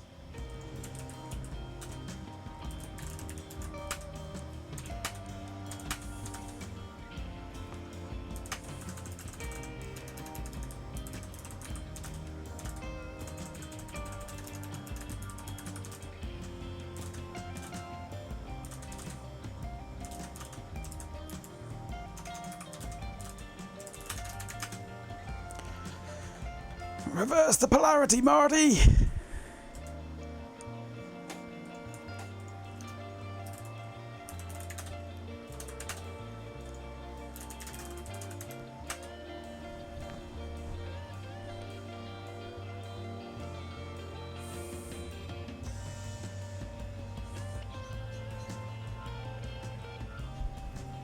Come on, hurry up and restart.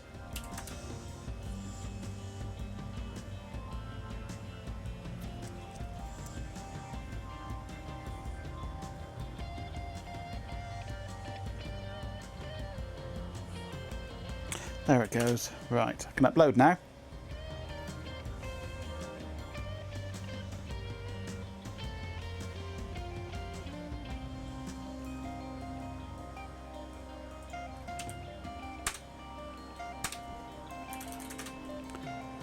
Okay, so what happens now?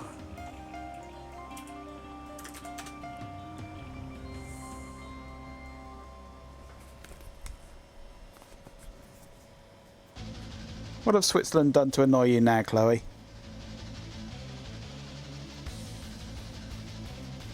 Together they're a sneeze.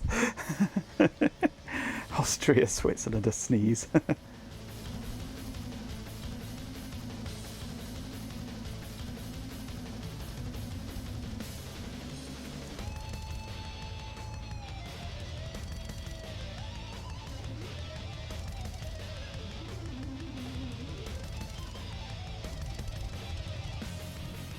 Right.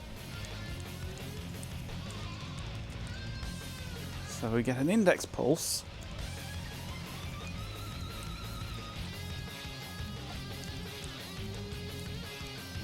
Yeah, there's weird stuff going on here. That's corrupted data for some reason there. What?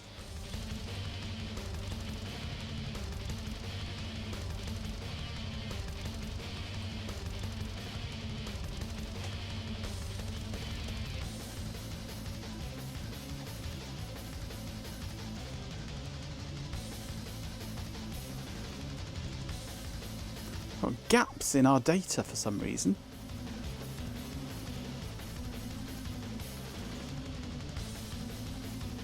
But there's actual clock stuff coming out. Weird.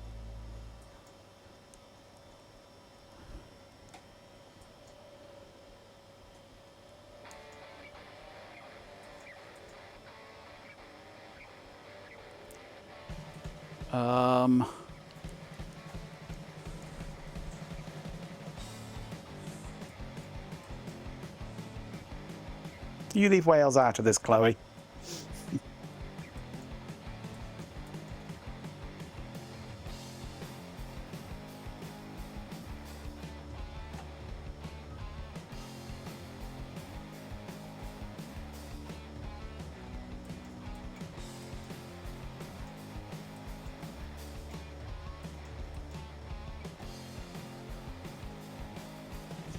Nuclear daffodil arsenal standing ready.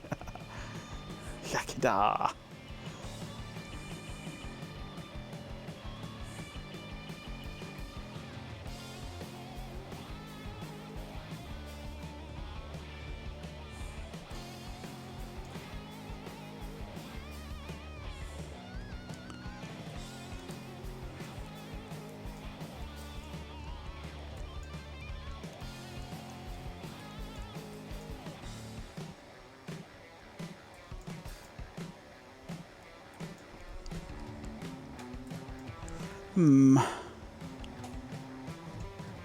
So drive select is going low.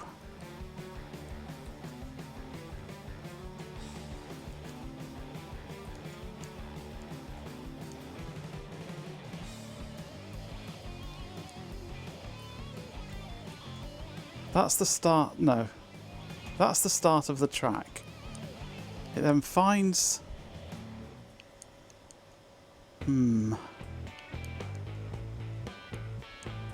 We get 2 sectors and then it just turns it off.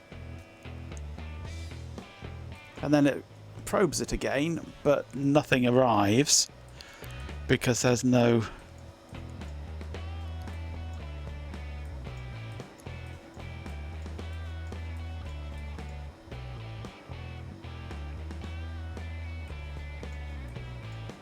It's not outputting anything at that point.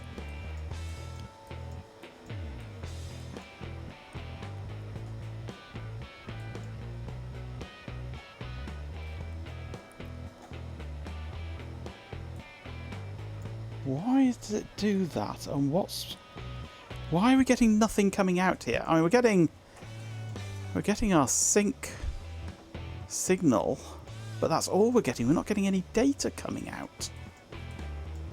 What?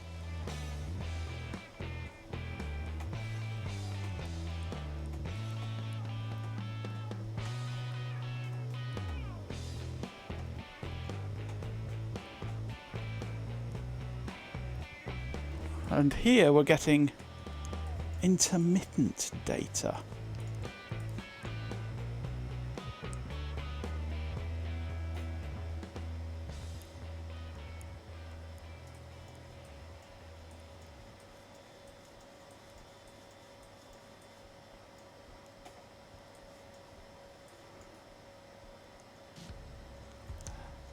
And a glitch there.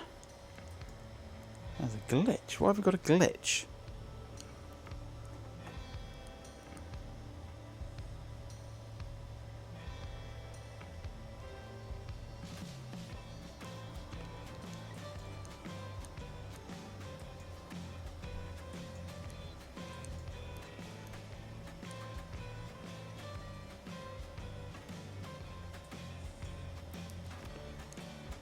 There's supposed to be data occurring here, but it's not.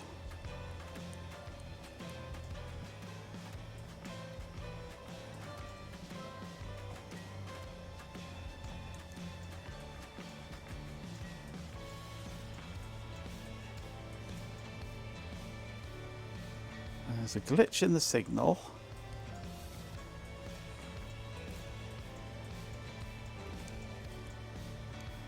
I'm going to disconnect the data pins, data connection to the computer, and run again. See if the computer is giving us that glitch.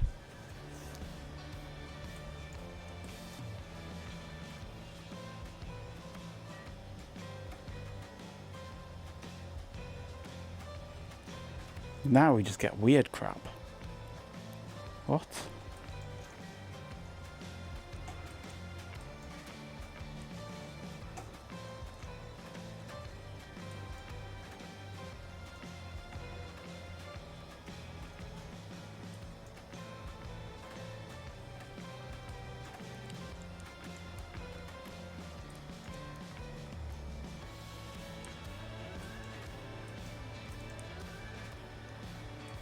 There's something very strange going on here.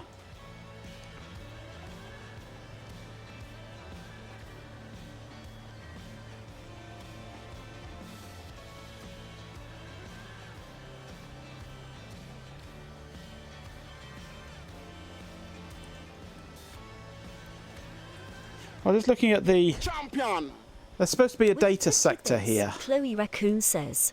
Gear 50, there's something very strange going on here. Is it Ben? Indeed it is, very much so. We've got the start of the data address mark here, but then it's just it goes zeros. The actual pulses are a regular clock signal of zeros.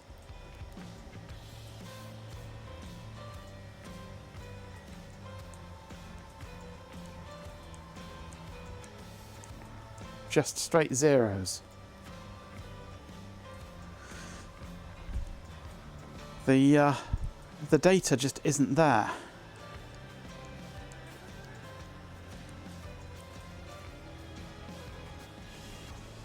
I think my step clip has fallen off again, so we don't get to see the step.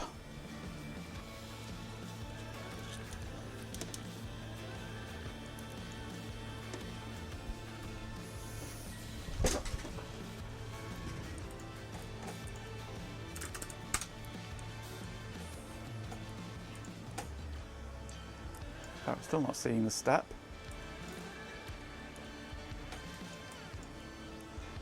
Yes.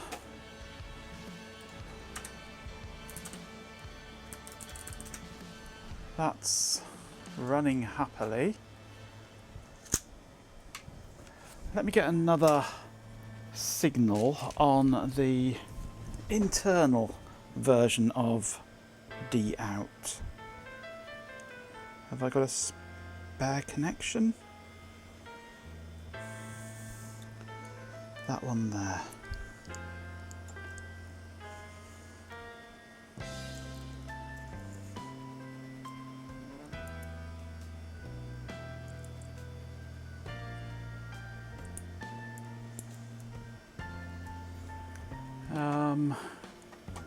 Where am I going for this? What's the best place?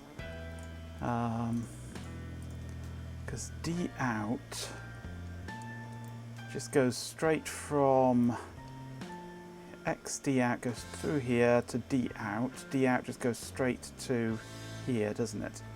Pin 4 on this is there. If I can get it to stay on. Come on. Grip, damn it. Just because it's a slightly thinner pin than the others.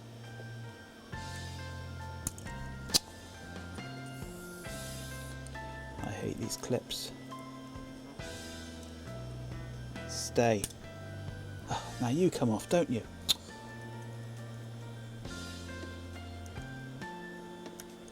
Stay. Okay. So this is the input and the output of the This buffer. sucks.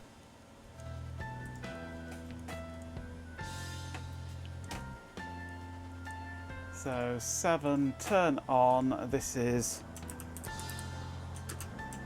D out at the pi side.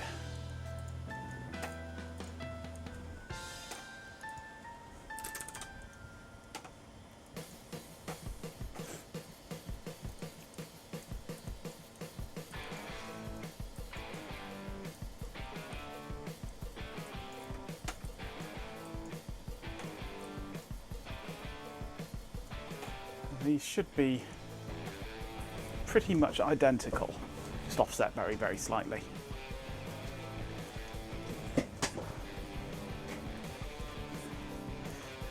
My clip frustrations, that's for, yep.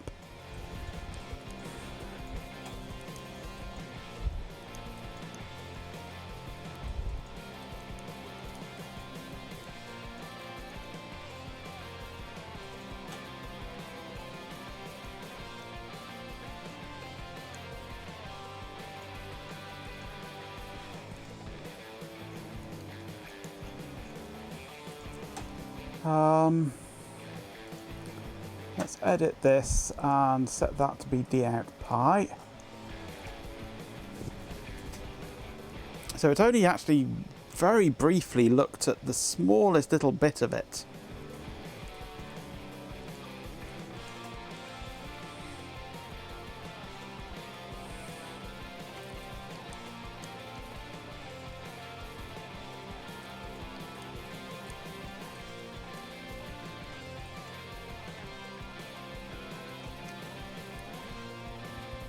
But the bit that it did look at does match up. Albeit the pulses are very slightly narrower, but that shouldn't matter. It should be happy enough with that.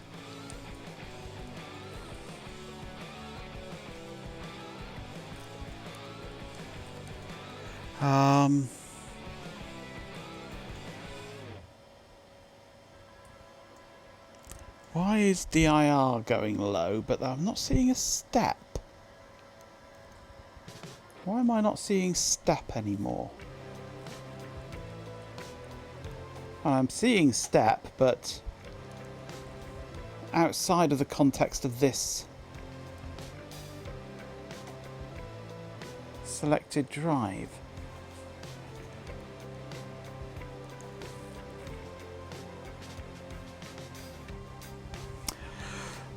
We're looking at logic analyzer traces. We have the the drive select signal, which goes low twice. It should only be doing anything when those are low, as far as I'm aware. We've got the output data coming from the buffer, the driver, and we've got the output data going to the driver.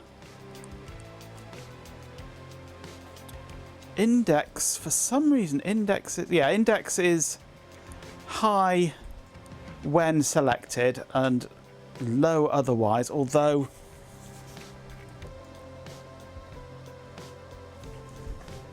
I don't like that it goes low. It should idle high.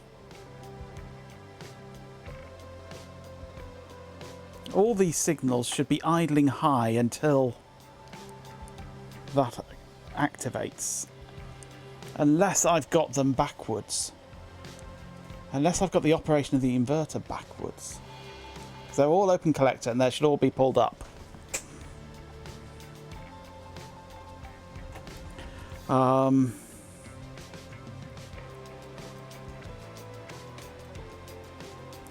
They are going into here.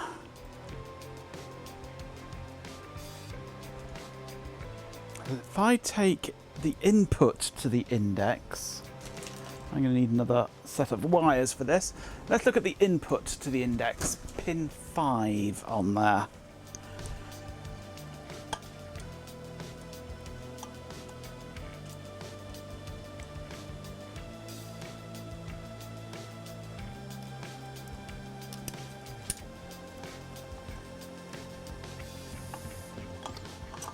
And I'll just quickly reconnect my step clip again. Why won't you stay on there? None of these want to stay on there. Grr.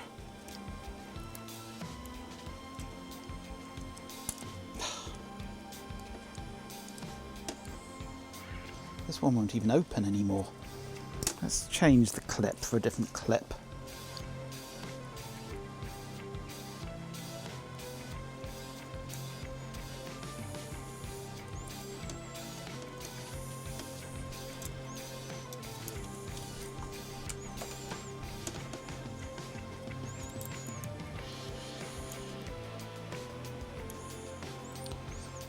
That one is on there, that one is on there.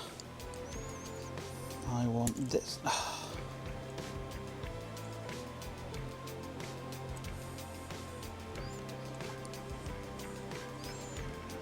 can get the right signal. This one I want to have on pin 5 of this chip.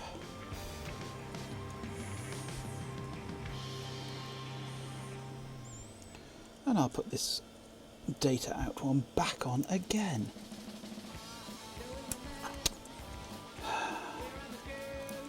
Stay on. Go away. Give me a different clip, one that's not going to constantly fall off. Just because that pin is a fraction thinner. Thank you. I hate these clips. They're so cheap and crappy.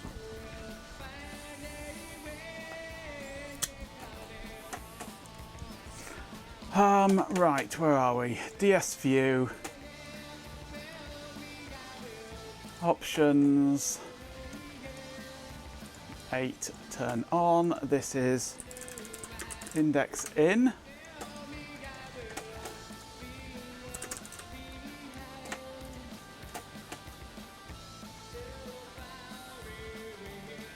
Right, index in is just low. Permanently low.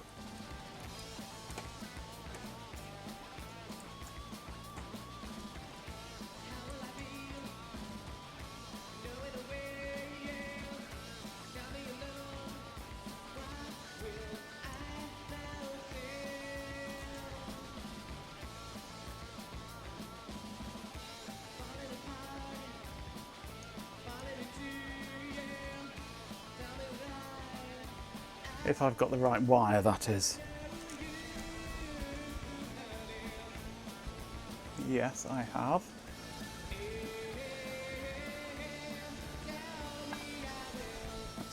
That's the grey one. Right.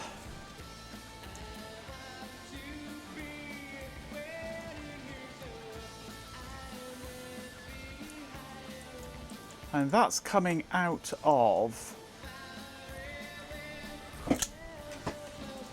That's this index here, which is coming out of this buffer.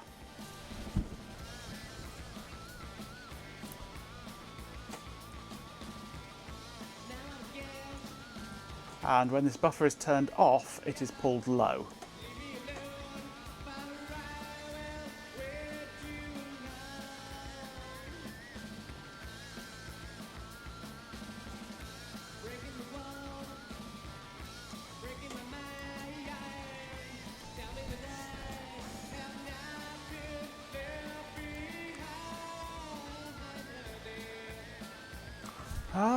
Have I got this backwards?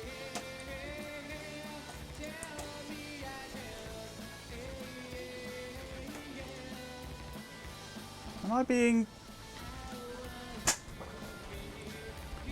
a muppet with this?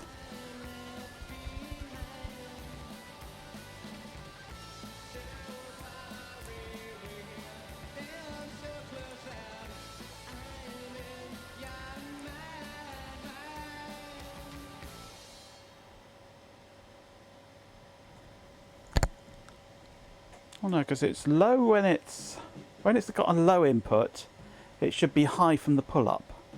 When it's got a high input, it should be low from the pull-up, from the drive. So when it's low, it should float it high.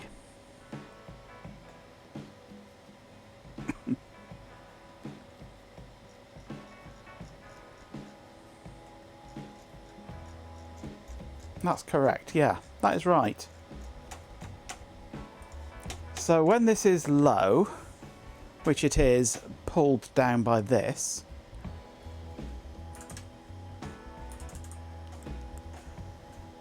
then this should be high.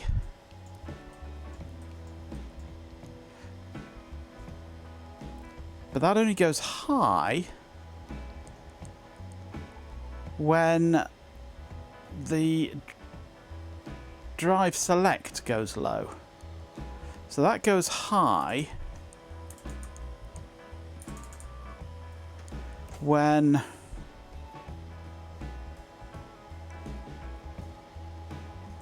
that goes low and this starts actively driving it low. Which leads me back to the measurement that I took of this index being higher than it should.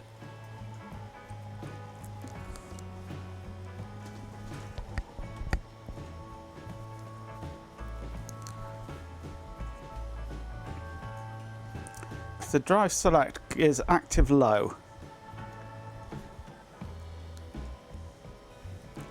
Well, no, because when drive select is low, it should be selecting this to to actively drive it. Because drive select is an active low signal. Drive select here goes low and things start happening, supposedly, and then it comes high again, goes low, things start happening.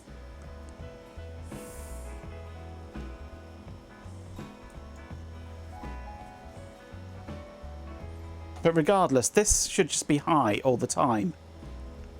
And only go low when there's an index pulse, when drive select is... Well, decel is drive cell, which is coming direct from the bus. Decel is just a jumper.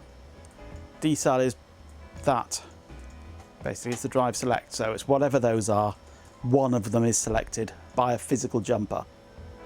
And I'm currently on drive 2.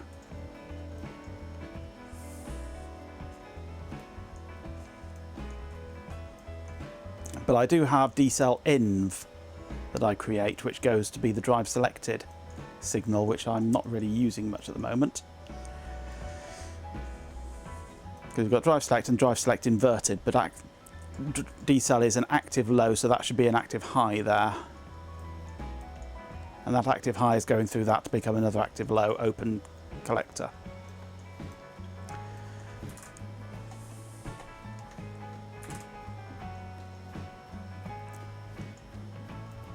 But this is a selection of different signals. Anything beginning with a P is connecting to the Raspberry Pi. So that's coming from the Pi through this to the seek complete signal. The step signal from the computer is going through this to be the step signal going to the Pi. Same with direction and right gate going to the Pi. Whereas all these are coming from the Pi out to the rest of the system. So anything that's going to the Pi is being pulled up. Anything that's coming from the Pi is getting pulled down.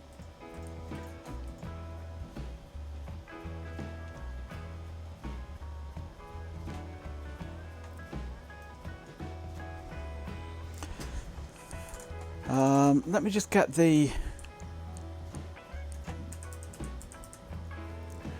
data for this. VOLVI.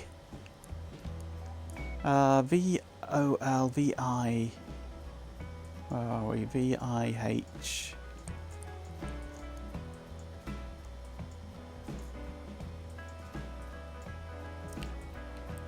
Here we go. So a high is 2 volts, a low is 0.8 volts. So let's go back to here. Set my threshold here to be 0.8 and see what we get.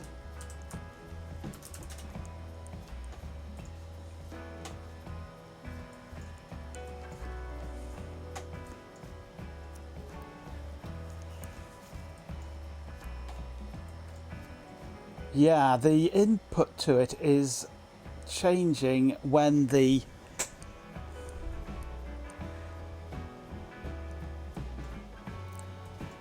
it's being actively driven or not, so that pull down is just not pulling it down well enough. Do I need to just change those to say R9 is really pulling it to ground? Yes, we checked that. I checked it with the multimeter. It is this pin here, which goes to there, to there. I checked that connection with the multimeter, and it does go, that's 0.68 ohms, that trace. And it goes to ground quite happily. That ground goes through to that ground, goes through around here, all up to that ground. It's all on the other side of the board, it's ground. It is happily ground, but that is a 10k. And I'm wondering if it wants to be stronger. But I measured the voltage there quite high, considering it's supposed to be pulled down. The voltage at that, let's have a look. Ground is there. If I measure pin 12 of the 244, I'm measuring that at 1.58 volts, which is far too high. Measure it on R9's pin 1.1.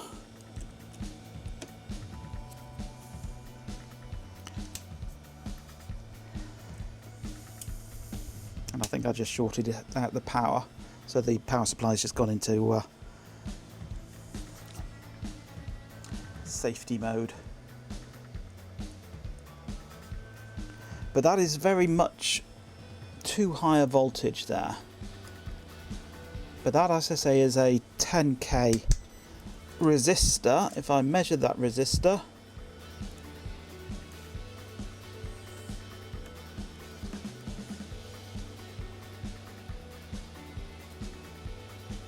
if I can get it to connect, come on.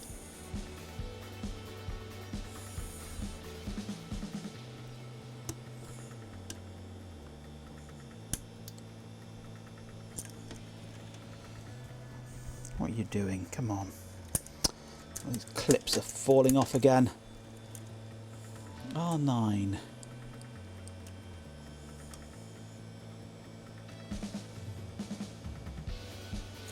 Oh. No, I need to disconnect the power, of course, don't I? What's happening here? Hang on. All power is off. It's acting like it's got power going through it.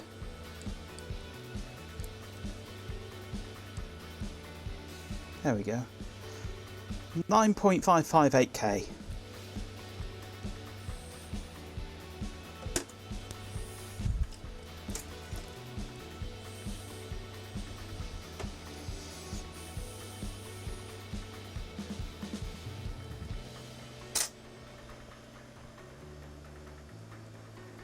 What would put voltage there? Only the 244 can, it should be in HZ. Yeah, it should. And the power was off anyway. I had to actively unplug it.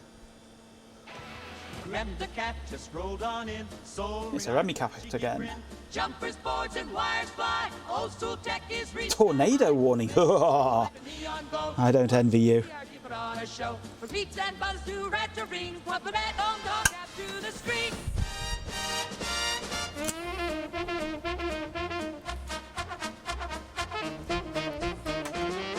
Capacitors hum, resistors sing, vintage tools do their thing. Grab your toolkit, join the team, rim the cat sparks up the stream.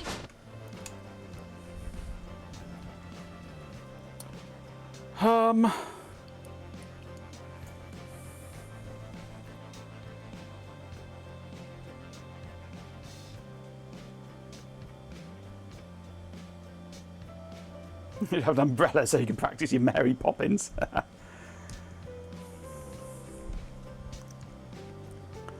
Why is this so high on this when it's floating? Well, not floating, when it's high impedance.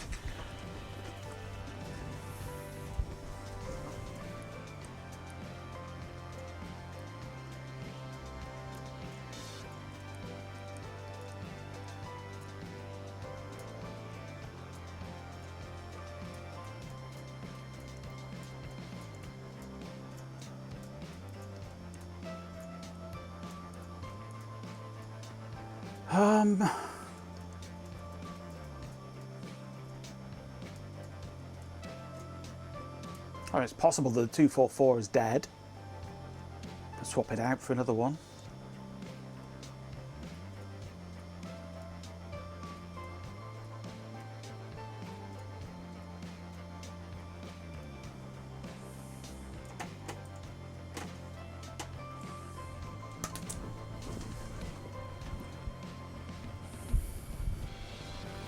Let's reconnect my clips again.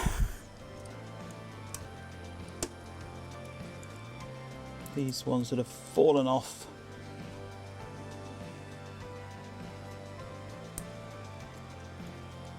That's the step signal.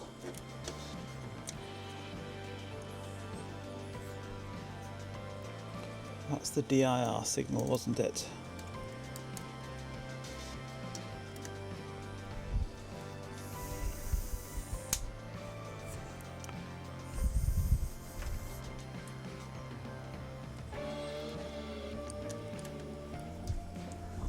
Okay, make sure everything is up and running again.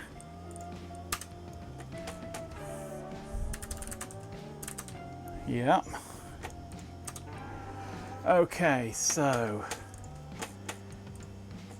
yeah, we're currently set for 0.8 volt threshold, which is the low threshold of the 74 LS06.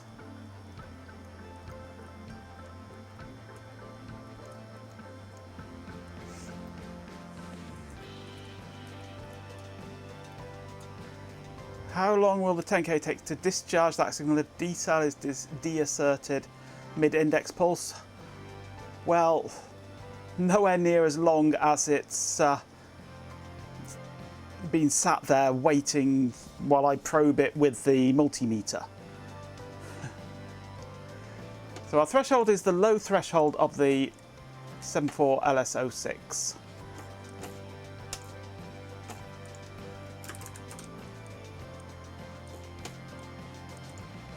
Oh, you know what would help? Let's plug the ribbon cable back in.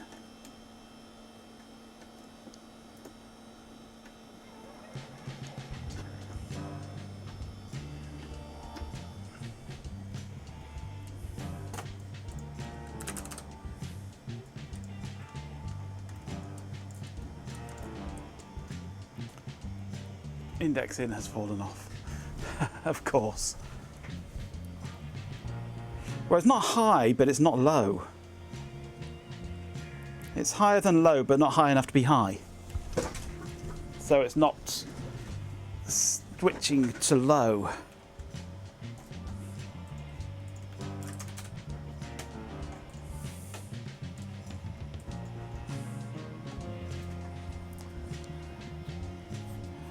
It's floating high, but not going low enough.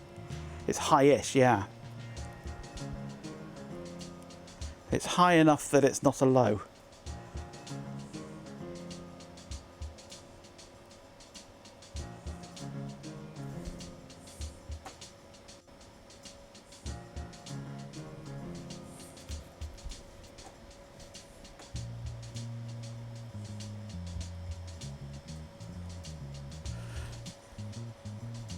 But what puzzles me is the drive select is only very briefly low, as in just a fraction of a sector.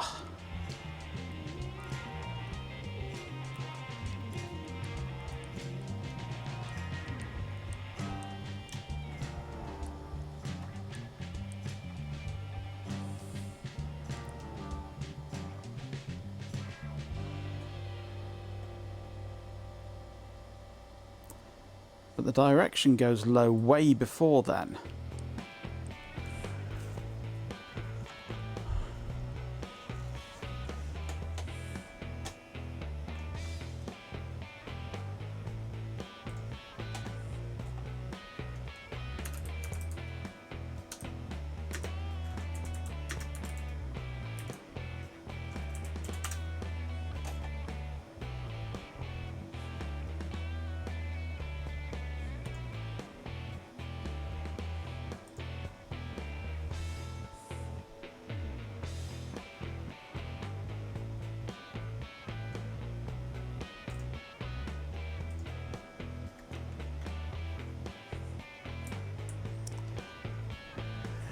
Yeah, I'm not sure the drive select signal is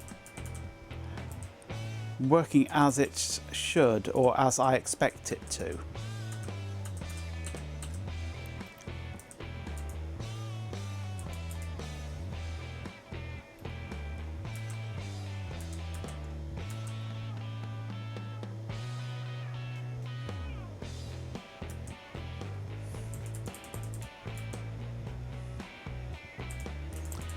The drive select, when low level, connects the drive interface to the control lines.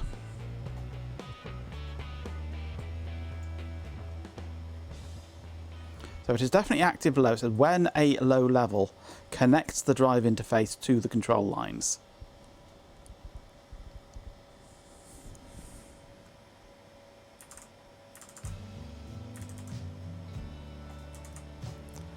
So when a low level connects the drive interface to the...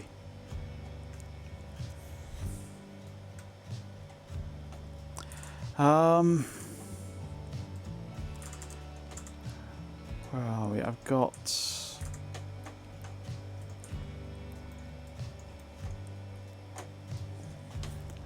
D cell should go to drive selected. I want to check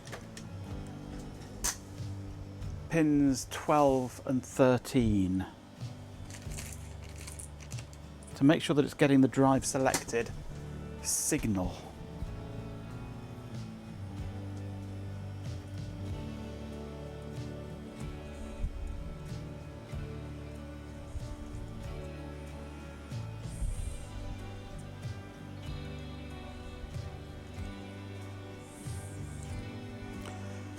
So pin 12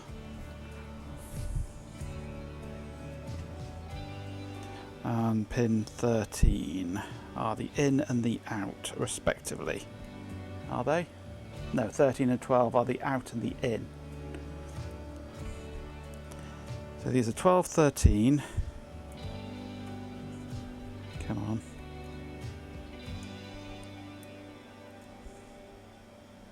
You know, it's not very easy getting these clips onto these pins without your glasses on, so you can't actually see where the pin is.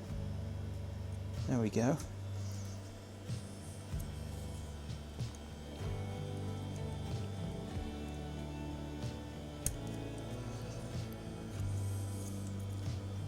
If I could get this into position without all the other clips falling off. Okay. So 12 is out, 13 is in.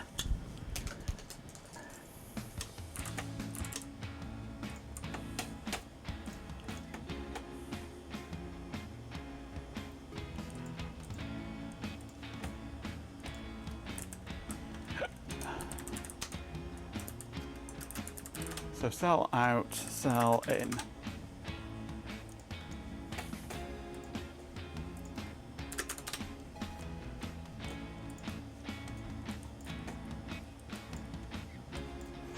Yeah, that is going through fine. Because that should just line up with that. So when it selects the drive, it goes, yeah, you've got me, I'm there.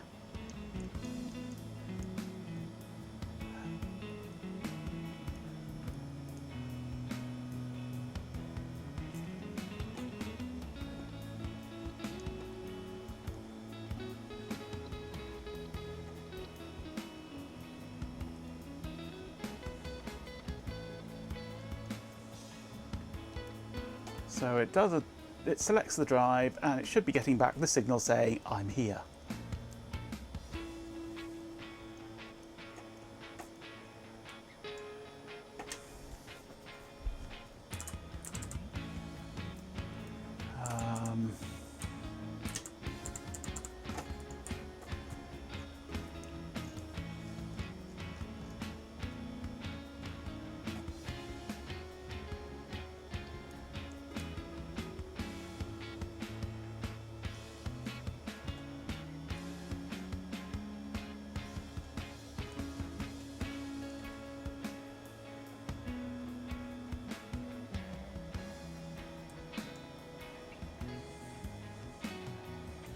Seek complete. This line will go to a low level or true state when the read-write heads have settled on the final track at the end of a seek. Reading or writing should not be attempted when seek complete is false. So I think I've got my seek complete backwards, but that's fine.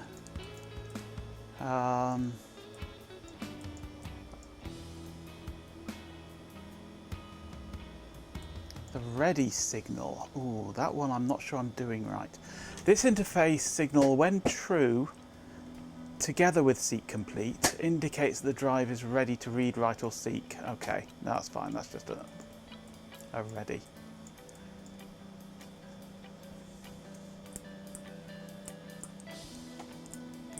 Oh, hang on, drive selected is on the other interface. It's never going to get that, is it? Because I disconnected that interface. Let's plug that back in. Drive selected is on the other channel.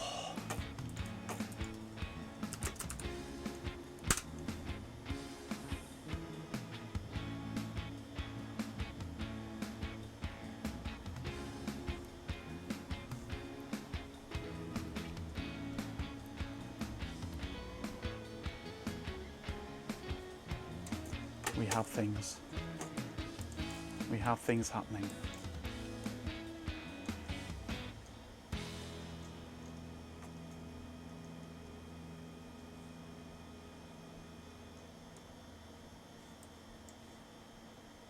We have an index in, but we don't. Yeah, we have an index out.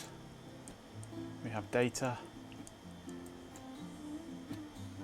We have pulses of indexes.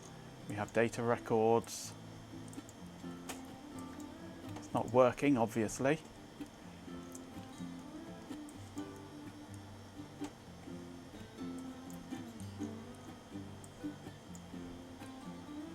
Let's have a look for a logoing step.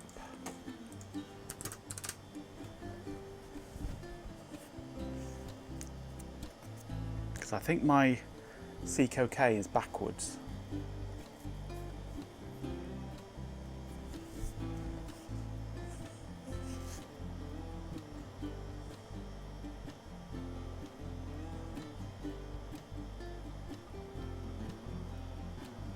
And I don't think it's ever going to get a step signal when the step clip is not connected.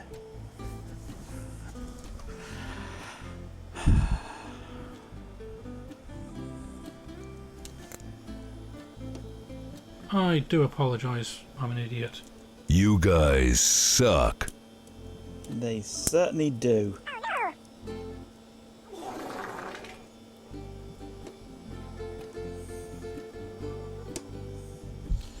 Right, let's try that again.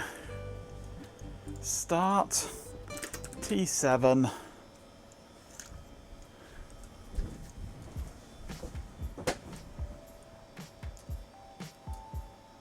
But it may not send a seek if the seek complete is the wrong polarity.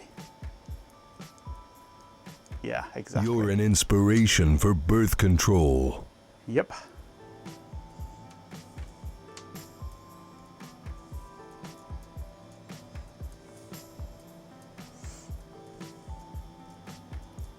Because if it sat here waiting for the seek complete to finish, and it never does, although there is a step there, but seek OK is, no, seek OK is low. Champion! With But is 84 that bits, Sir Stews a lot not says. connected? Cheer 84 fail. Thank you very much for the 84 bits. So it looks like it's trying to do one there, but seek OK I'm not seeing, which is number 6, which is the blue one. The blue one is on there, which should be the inverse of that one, isn't it? That is going to the second bank, yes. That should be on seek complete, which is pin 6 of that one. No, that's on index, hang on.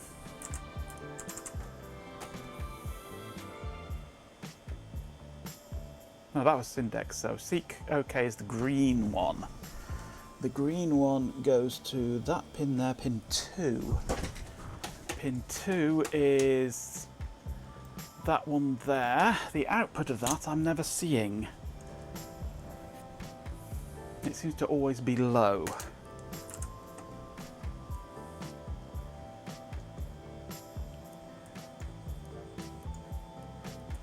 Why?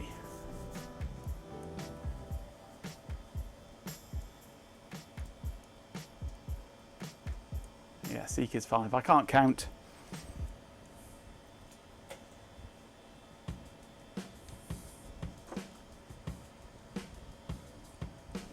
I need water, that's my problem. I'm just going to go and refill my glass. I shall be back in just a moment.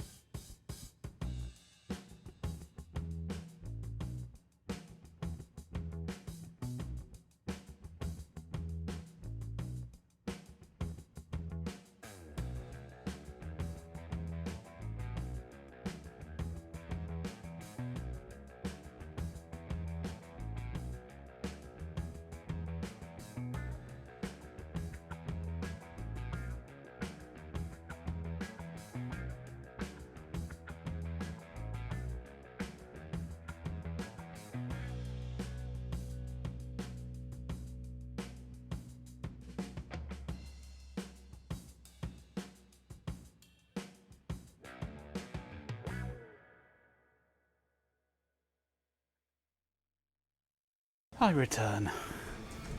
Did I miss anything? Evidently not. Right, where are we? Yes, why am I not getting a Seek OK of any form? Is that just my threshold setting? Options. Let's set that to 2 volts.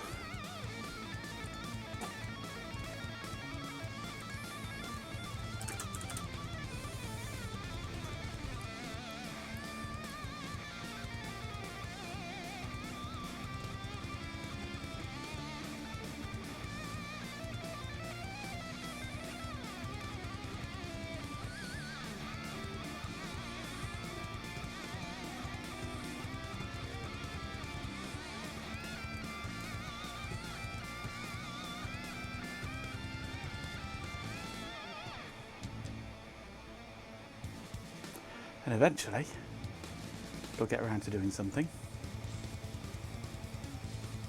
There we go. Okay. No, I'm not getting a Seek OK now at all.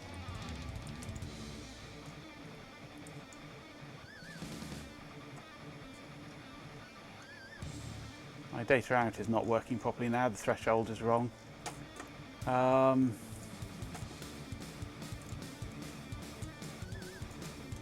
Let's put that back to 0.8. Right, so no Seek OK. Let's see if I can grab a Seek OK going in.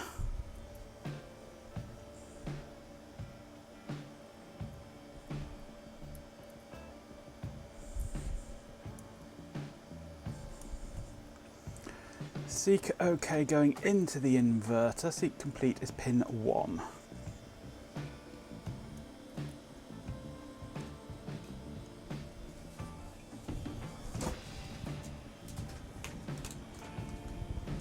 Did that clip on OK? Yeah, I think so. Right, let's have a look at pin 1 on here. Options, let's turn on channel 11. So this is Seek OK in.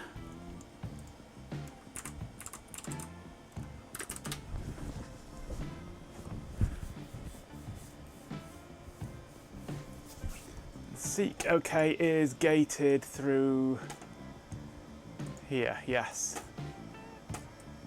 Through the same system.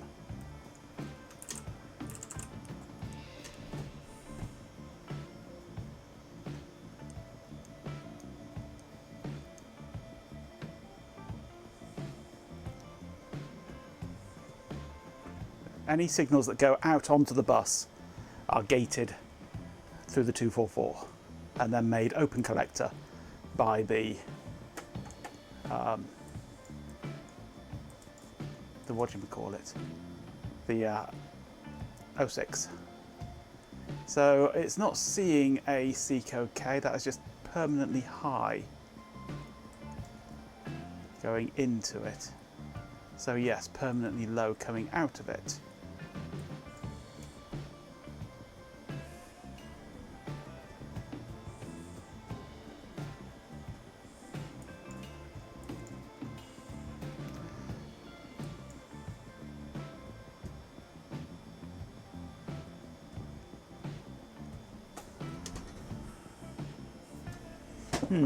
We were getting a COK before.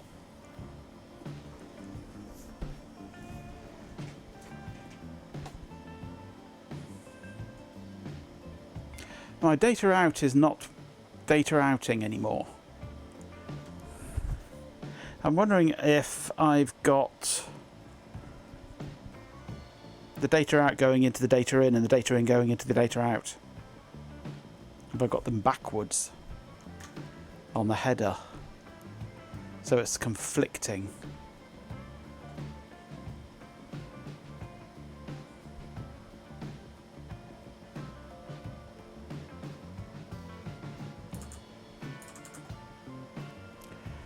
I've got the write data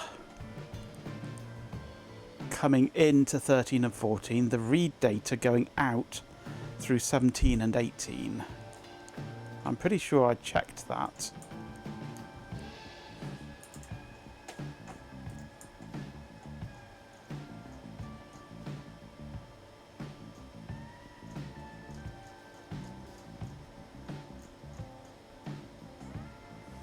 MFM write data is 1314, MFM read data is 1718. So that is going to the host system. 1718 going to the host system. Our data is the chip that I'm probing with data out and decel.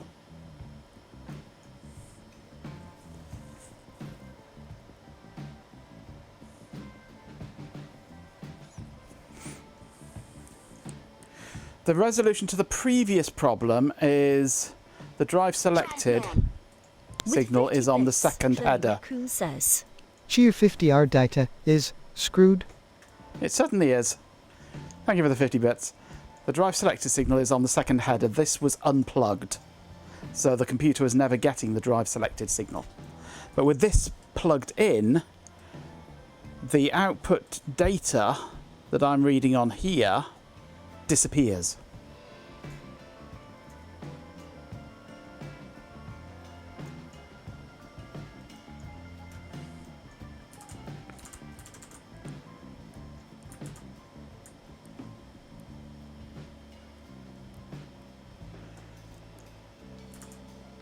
It might just be a threshold thing, that the voltage levels change on it.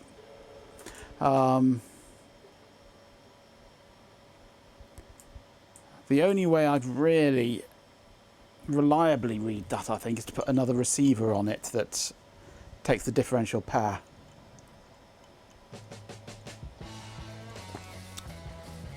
Termination on controller, yeah, quite possibly. So I would need to scope that and see what the threshold should be, I think.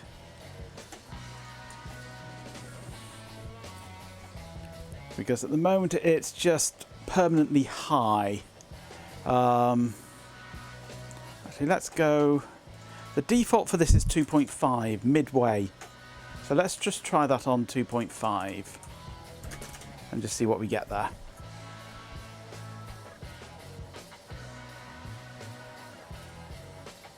Permanently high sounds like your brother. Yeah, fair enough.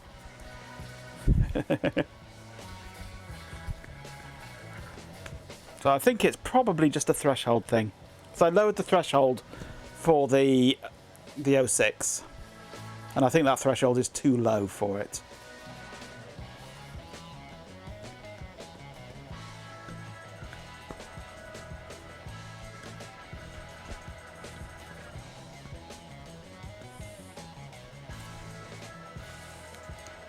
And D out is still permanently high.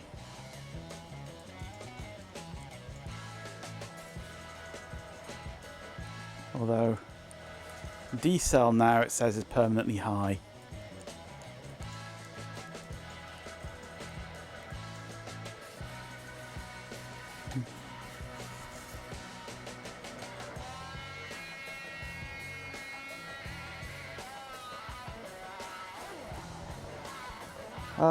Let's set my threshold right the way up to 3.5 volts.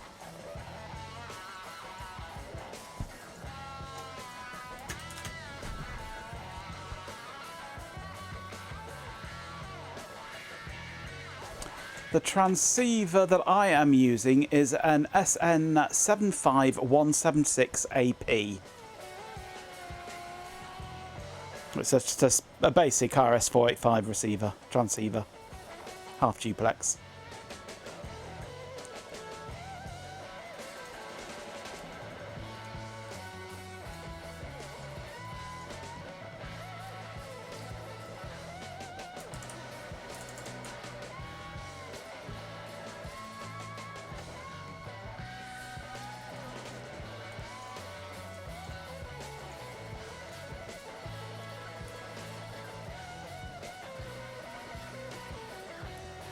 And I'm seeing a step signal happening, but these have been conditioned by the system.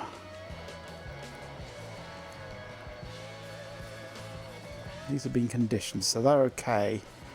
It's the ones coming... I mean, we've lost our index again. That's just the threshold, isn't it? This is confusing. Let's put it back to 0.8 because I got better results at 0.8. T7.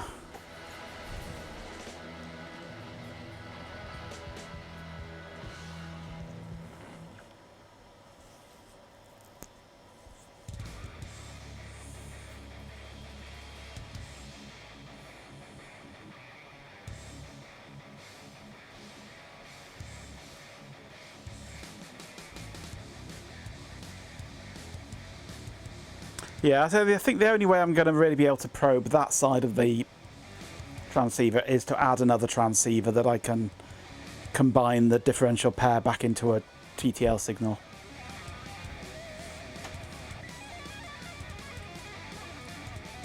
Why have we lost our index?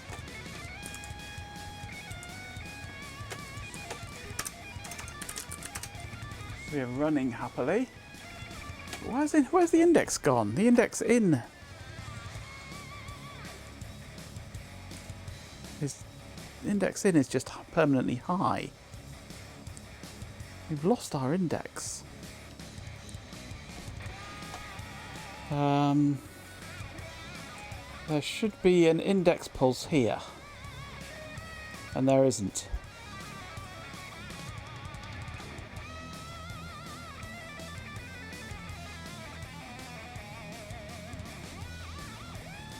And the input to the data out is there, it's fine.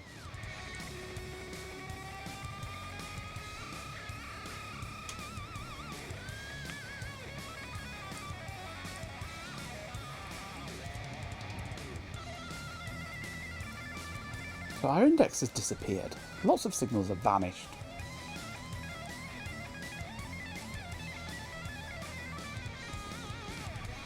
Why?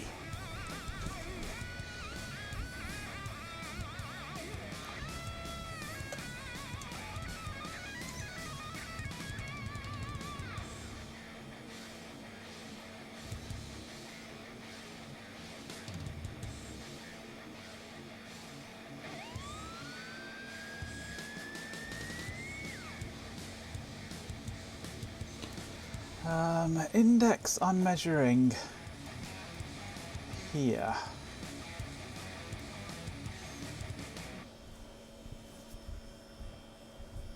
On 5 and 6. 5 is this blue one. That's connected okay. And 6 is that yellow one. That's connected okay.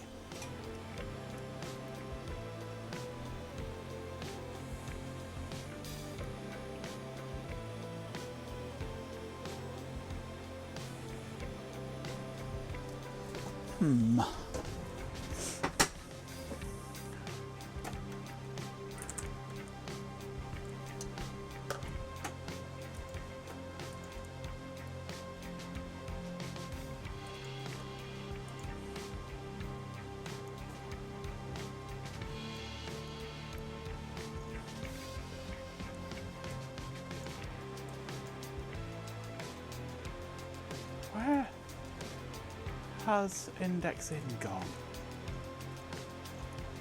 Although it's not selected, so it won't be coming out of there.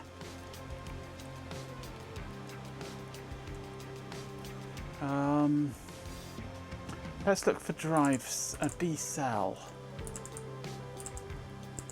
A D-cell signal.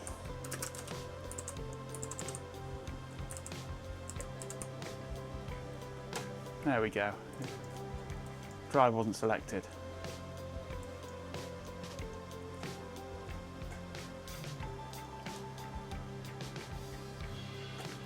So if I put that to be low level, so D-cell has to be low level when we get a direction pulse.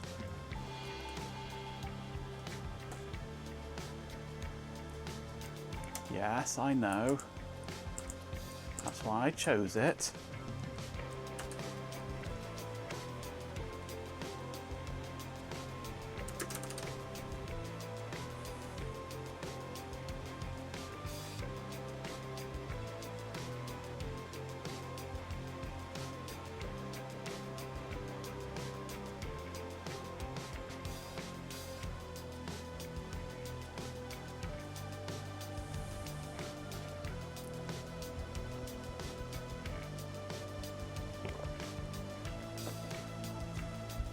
Come on.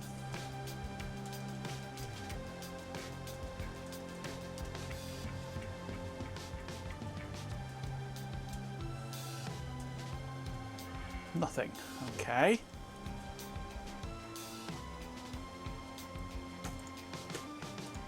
There's no sign of a low going direction pulse whilst the drive is selected.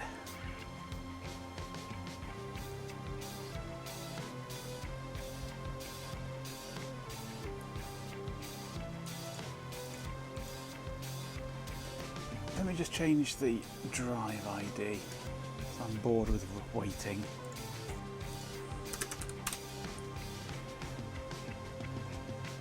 Oh, we've got nothing then. It's not selecting it at all on that drive ID. Okay. There we go, that one it selects straight away on.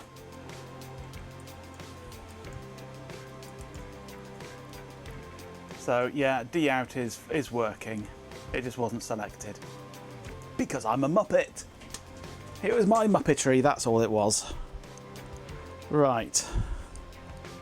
So why... So CKK is low.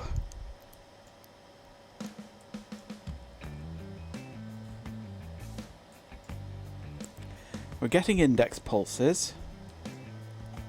Wait, am I an idiot? Oh, I'm an idiot.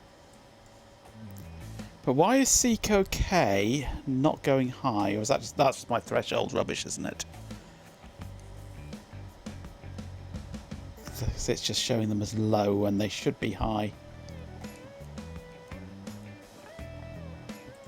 So if I go back to my 2.5 now, start T7, boom, there we go.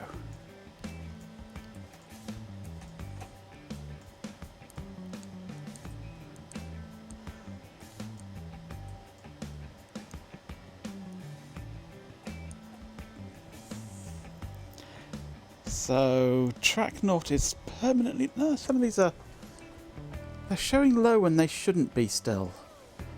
I still think we've got a problem with our 244's output being too high. causing things to not be idling in the right state.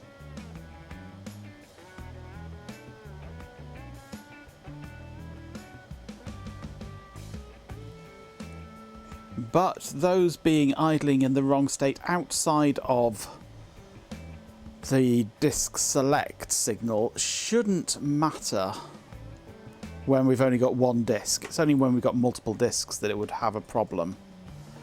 So that shouldn't be a problem at this time, because it's only while it's low that we care, while the G cell is low that we care about With 50 anything. bits, Chloe Raccoon says. Cheer 50 not idling in the right state. California? No. North Carolina. That's never the right state.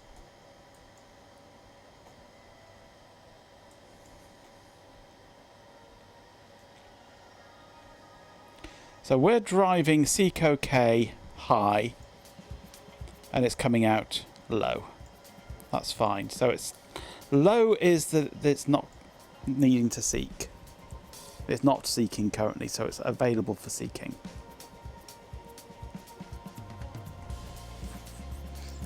One thing I'm not looking at the moment is my ready signal.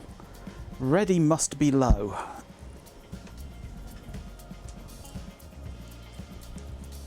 Let's have a look at ready. I'm going to need another bunch of cables for this.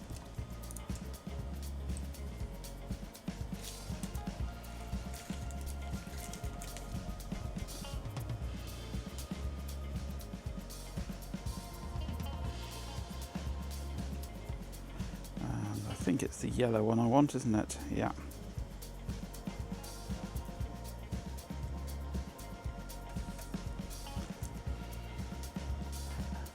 Hello, ready is 20 quid under the table. Haha.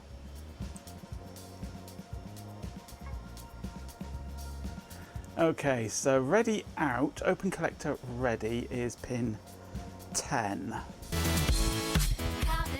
It's a cob! I was wondering where you'd got to.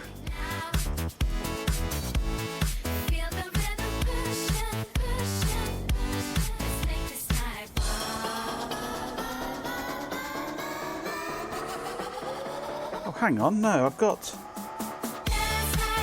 No, pin 10, not pin 12, pin 10 I need.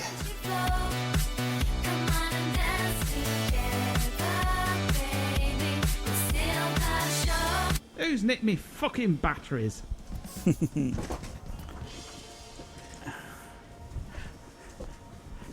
Cob's been to the pub. Lucky Cob. Okay, so options. I'm going to have to switch to 16 channel mode.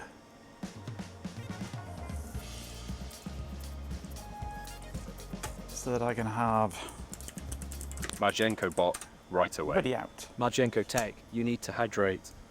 Seriously, a big glass of water right now. It's urgent. Let's get you feeling better.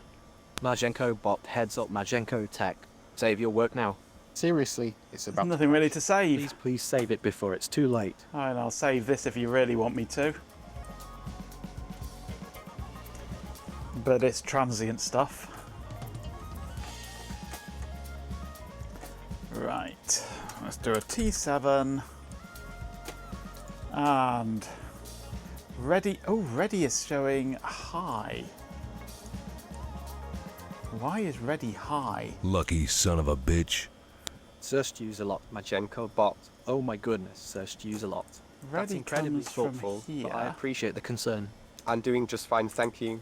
Let's focus on the stream, shall we? Ready shouldn't be high. Ready should be low.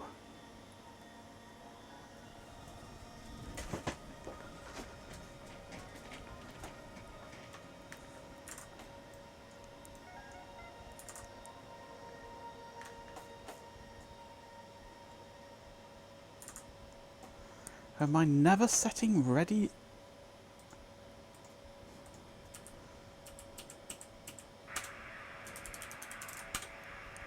I'm not giving it a ready signal. Why not?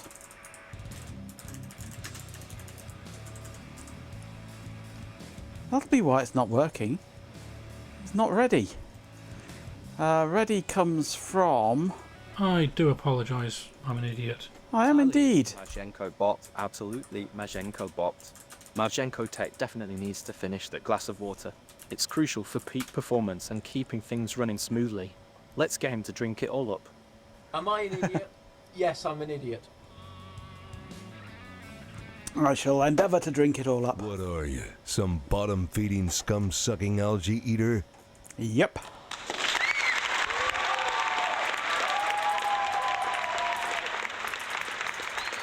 So, pin mode, ready, output.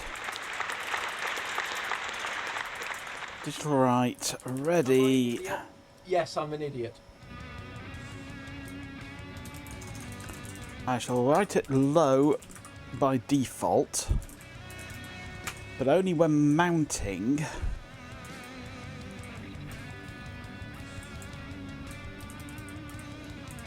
Shall I set it to high?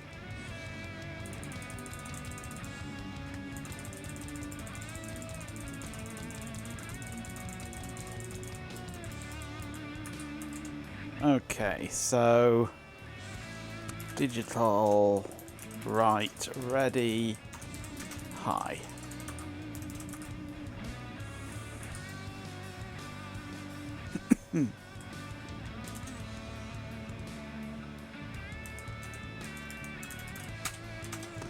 When I do an eject,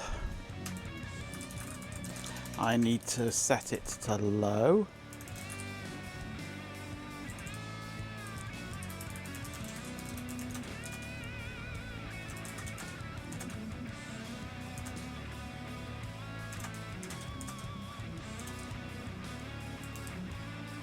Okay.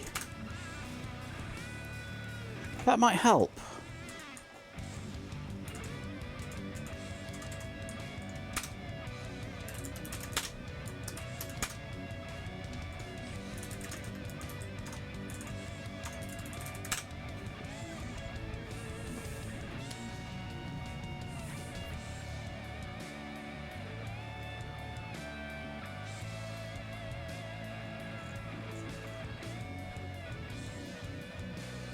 You like it when I get to stream late. So do I. Get me on the schnapps. Whoa. I might have a bit of a blowout this weekend. I've got too much going on during the week, really, to have a blowout during the week. But I might have a bit of a go this weekend, a bit of a sesh. Right, so I should now have a proper ready signal.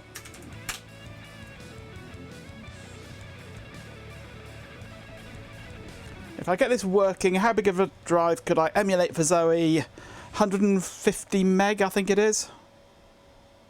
It's an RD54 is the biggest drive it'll take. Ooh, this looks more friendly.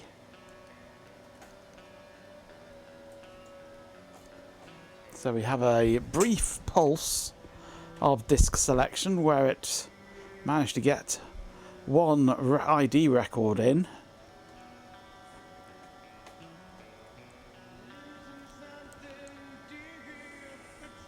It then did a longer selection where it just sat there reading data without doing anything.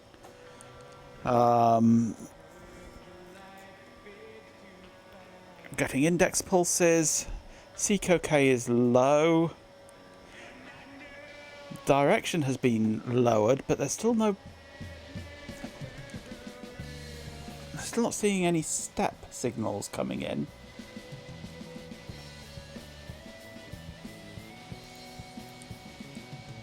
So our ready is now saying it's low, which is good.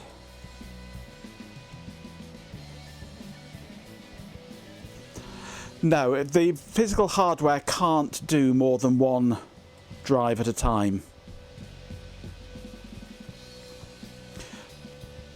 The physical interface can only have one drive on it.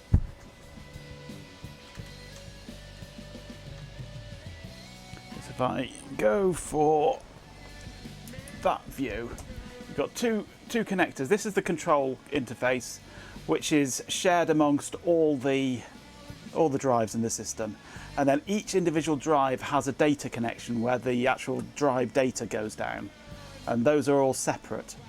So if you want two drives, you have to have two of these connectors. So it cannot physically have two drives on one interface, on one card. You would have to have two cards.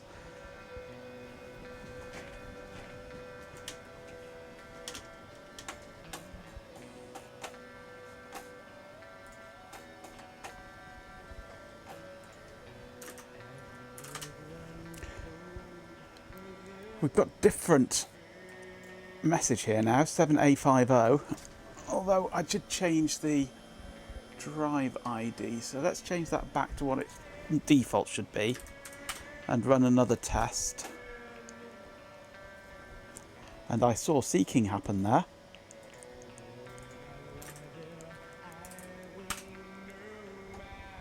"75A0". It's a different error to what we got before. That's an improvement. Well, I don't know if it's an improvement. It's a change. And I like change. That means we've done something.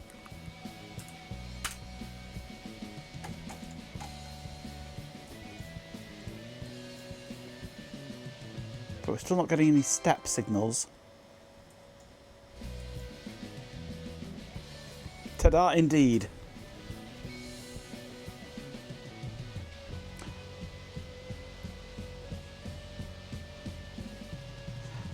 The interface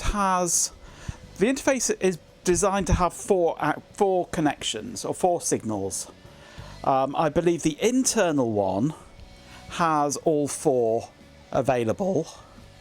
The external one has ID, I think it's ID 0 removed, and then IDs 1, 2 and 3 moved down one, I think. So you get 0, 1 and 2, which are offset by 1.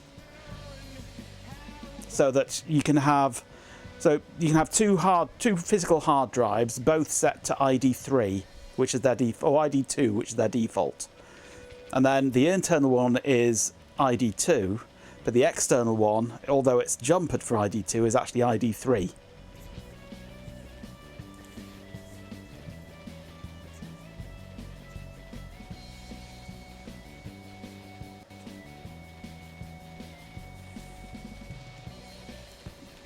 Does it have 3 sets of data bus on that DD50 connector? No, it only has one data bus.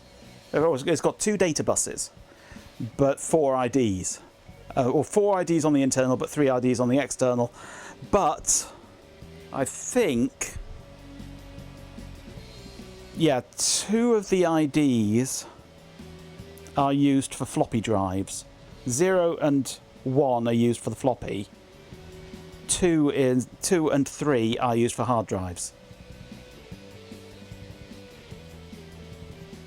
I think. It's confusing because it's all interwoven in together, the hard drives and the floppy drives. It's a horrible weird mess. It all stems from the PDP-11's interfaces, which were one single interface for hard drives and floppy drives, and it's all one MFM system, and yeah.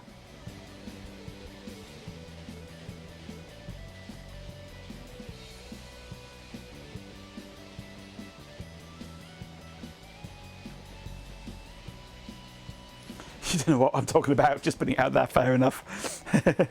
So Zoe can support 2 MFM hard drives.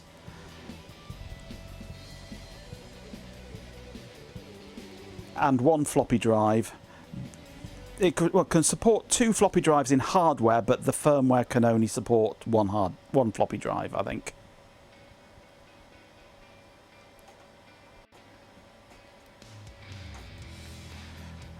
Right, so what... I can find out what 75A0 means, theoretically.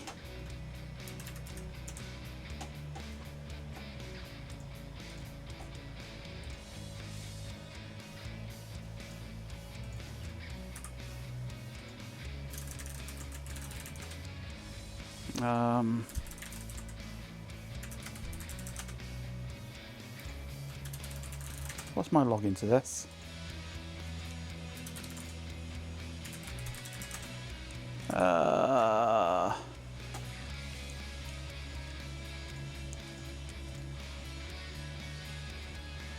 One moment.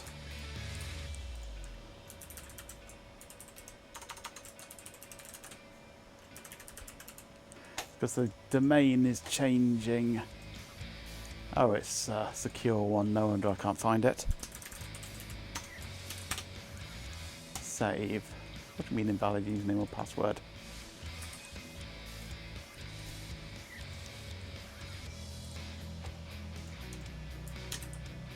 That should be correct. What are you doing?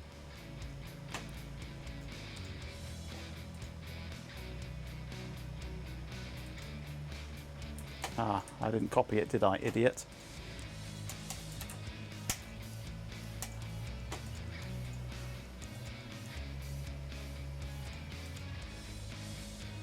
Right. Okay. So the technical manual, I think, is what has it.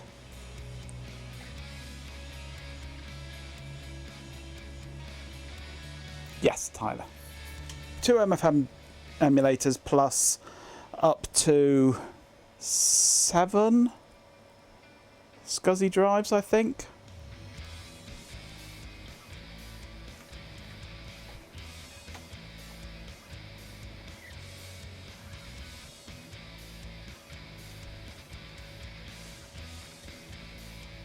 Just me to pick the huge one. 141 meg.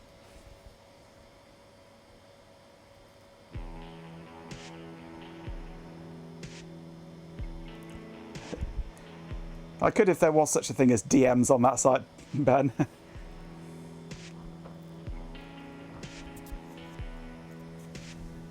Well, I don't think it would be happy with it being that maxed out. It was just... it would have a hernia.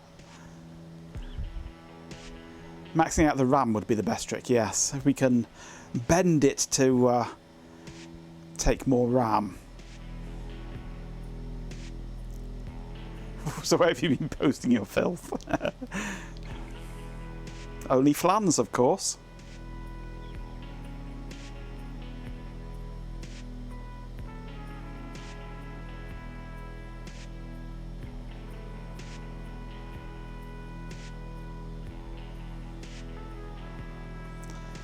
How big of a SCSI can Zoe use? Oh, I did work out at one point what the biggest drive it would take was, and I think it's 2 gigabytes.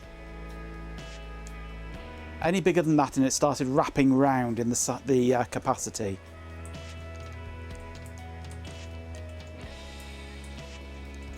Now, is this where it's got the...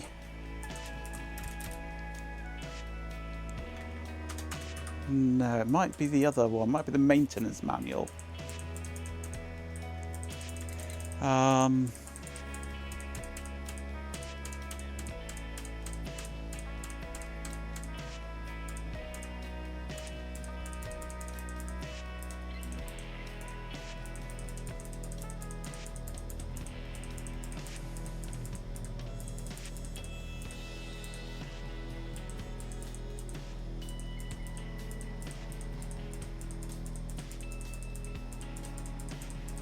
Because this is more about the hardware and internal registers, not the tests.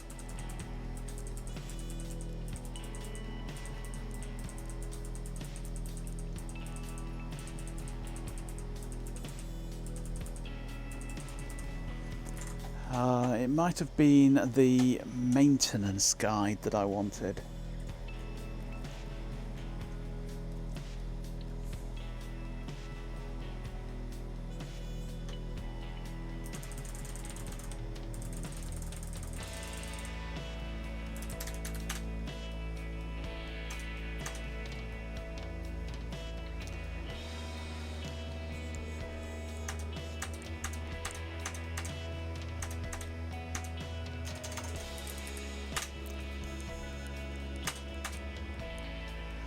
Right.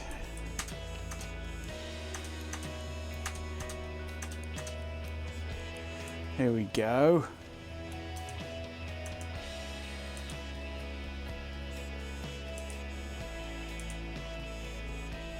HDC, right. So you've got status code for DUA2 is 7-5A. So status code for DUA1 is 5, DUA0 is A. Invalid UIB. Disk needs formatting or the disk is not a digital disk. Run the disk verifier to check out the disk. Invalid UIB. Ooh. And A for... Yeah, so we've got drive not tested, invalid UIB, and drive skipped. So timeout testing it doesn't exist, yeah. So a 5 there is invalid UIB.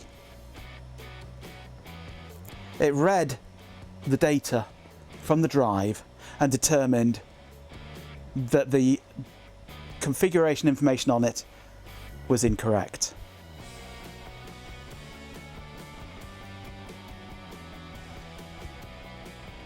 It read the data on the disk. It knew it was on track 0. It read the data on the disk and determined that it was incorrect. It may be incorrect.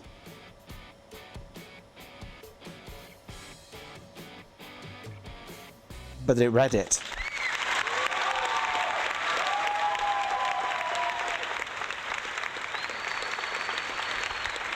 That is a good sign indeed. The image that I loaded is Hail to the king, baby. An installation of VMS5, but that image of VMS5 has no UIB.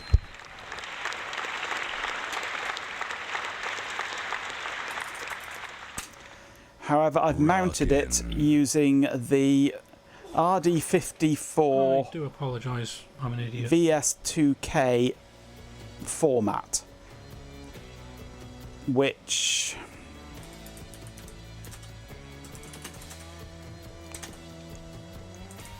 has a track 0 blob for the UIT, which is here, stored in the flash as a separate thing from the yeah, it's a separate slice taken from a separate source. So this is separate from the actual image. So you can have an image direct from SimH and just drop it in and it should work, except it thinks this is wrong. And it might be wrong. It might be wrong. I mean, I thought we had taken this from an actual hard drive.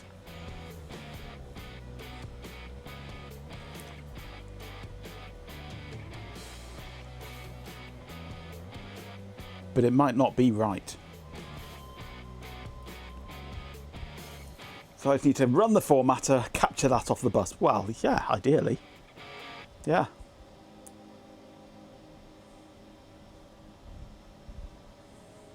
But this is progress. It has read something off the bus. I don't know if what it read was correct, whether what I sent it was correct, or whether it interpreted it correctly.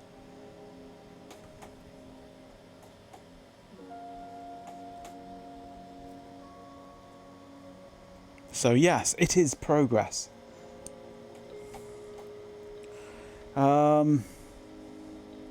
What am I looking for? That's what I'm looking for. Holy shit.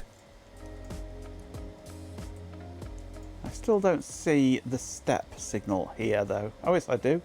There's a step. And there's a direction. But hang on, Seco K isn't working. Seco K. Why am I not seeing Seco K in or out? That was working before, Seco K.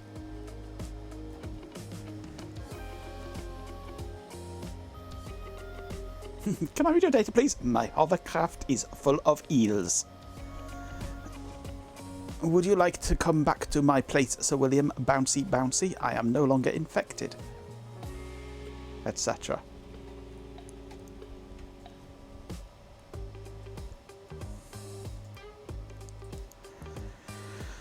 Where has Seco K disappeared to?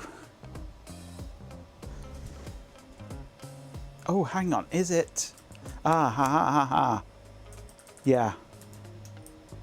I know. I think.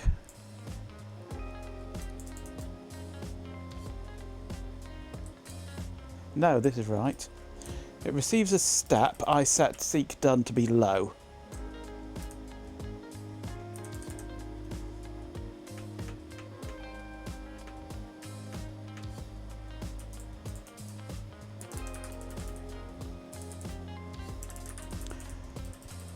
It does its setting of the target, and then seek done should go high.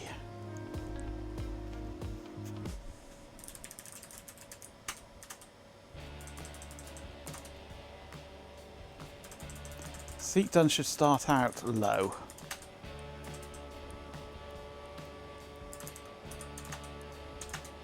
So I do seek done goes high.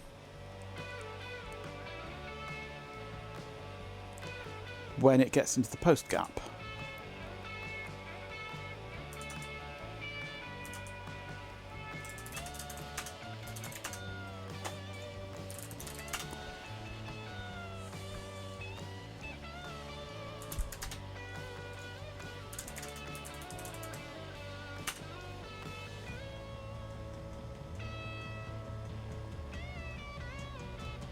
Hey Robo. They are away in Sweden for a couple of weeks. I've managed to ship them off overseas. I've foisted them off on my sister for a couple of weeks. Which means I can stream until 3 in the morning. Except I've got to get up in the morning and go off to my brother's in-laws and trim her bushes. Why am I not getting...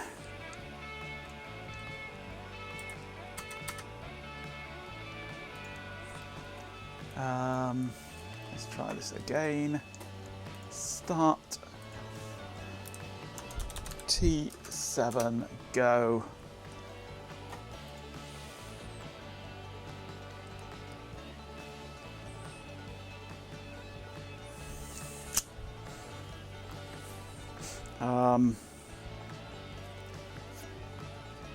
Now it's not working because Seco K is high. Seco K is permanently high because I did it backwards, didn't I?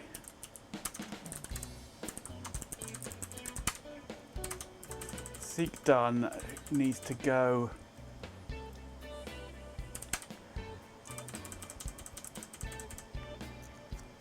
it needs to be high by default.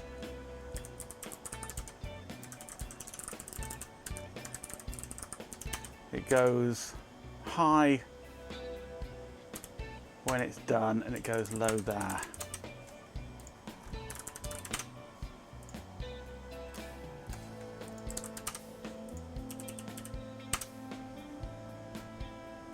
Did I have to strip her entryway too?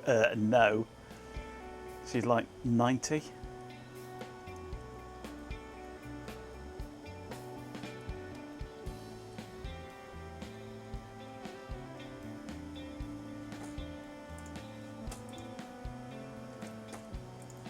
Okay, start T7. Okay. And we're still getting a 5. Okay.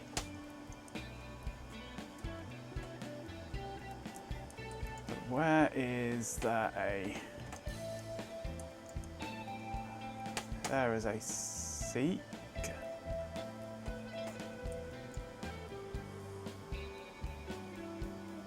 But D-cell is not selected at that point.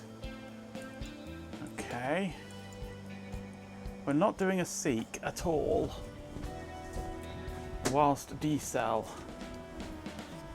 is selected.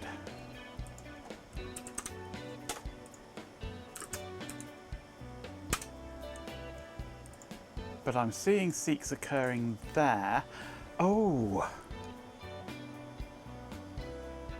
I don't know. I should only be seeing those when D-cell is selected.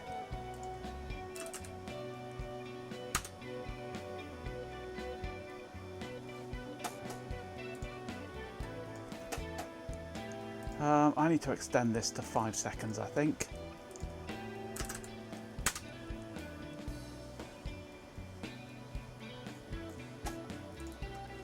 Okay, so we have steps occurring here, but not when this disk is selected.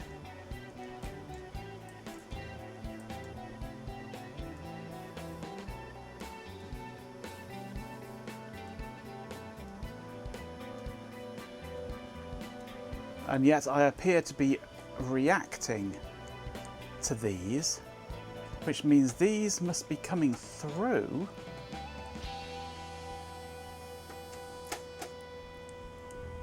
Hang on a minute.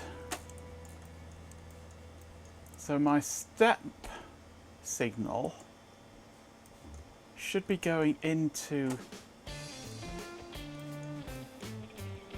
here to then come through here, but that's going through there whilst D-cell is high. I think we've got a dead 244.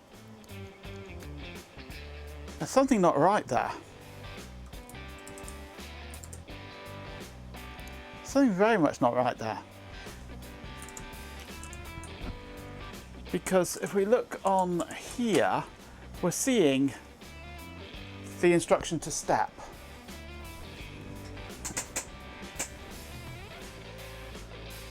Okay. So that's the step signal is getting through to the Pi. That's going through there. That's the step signal going through the 74HCT244. That is controlled by D-cell on pin 1. When D-cell is high, this chip should be disabled.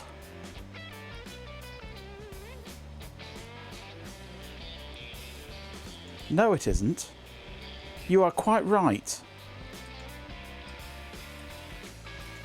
I'm thinking the 245, which has one enable for those are on that.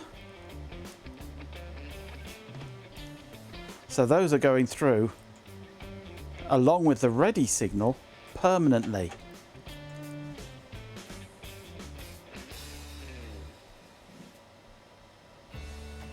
That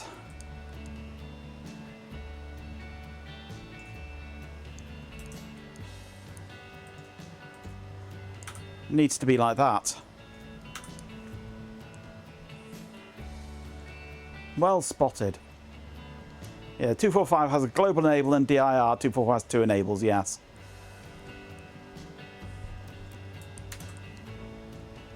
So pin 19 needs connecting to pin 1 and not to ground.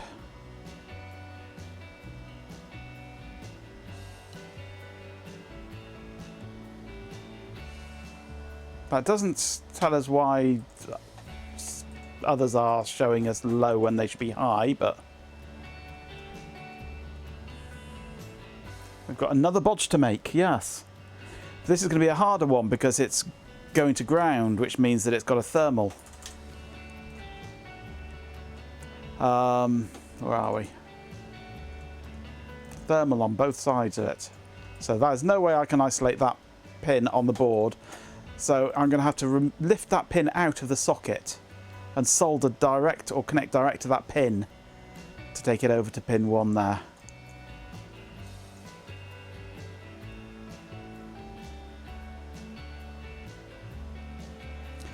P-Ready has no pull-up, doesn't it?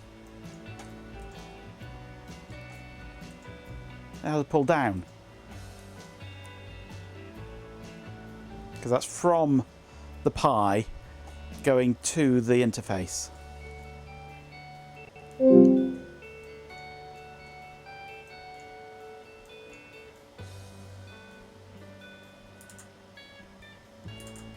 What just disappeared? What just went weird? Something went blonk. No idea. Anyway, yeah, modifying that.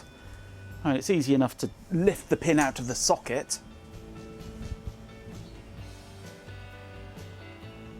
Memory shortage avoided.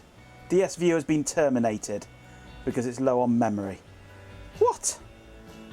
I've got 32 gig in this thing. Oh no, 48 gig in this thing. And it got rid of DS View. I need some swap space.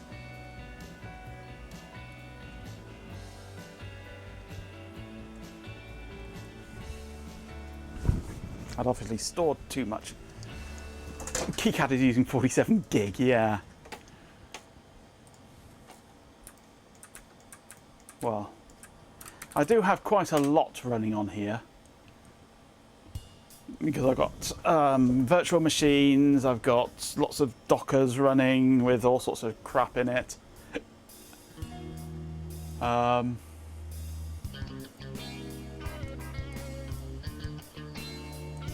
Godot seems to be using quite a big chunk. OBS is using half my memory. I've got no swap space really at the moment, have I? I only Z swap. And that's only set to 4 gig. Oh.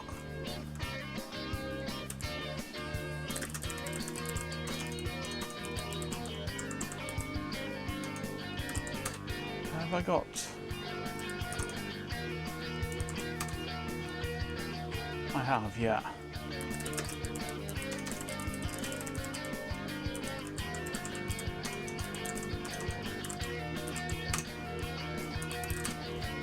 There we go, 36 gig of swap space now. Right, yes, modifying this. I'm glad it didn't decide to terminate OBS on me, that would have been annoying. So buried under this mess of clips is the chip that we're interested in, down here. Let's turn off power to everything for a moment.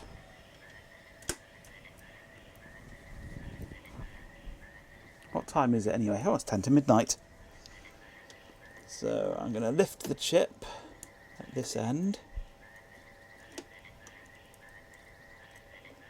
Or attempt to lift the chip at this end.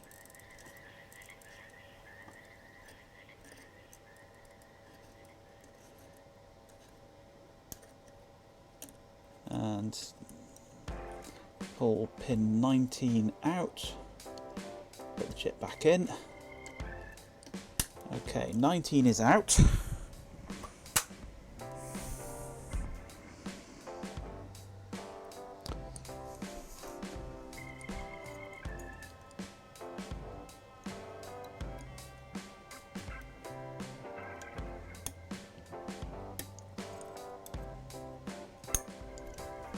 I've got plenty of 244s, so I really don't care what happens to it. Must be all that AUR malware I've installed, yeah. I'd have come back there, right? Yes, I would. I would have come back. Still don't like how it's outputting in Z state. Yeah, it's weird that. I don't know if we've got a duff 244 or what, or whether it's just... I don't know.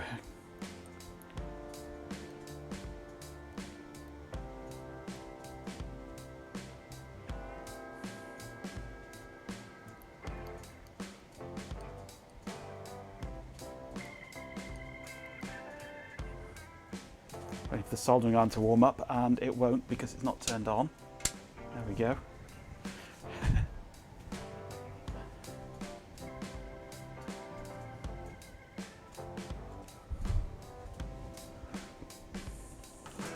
Let me get my orange bodge wire out.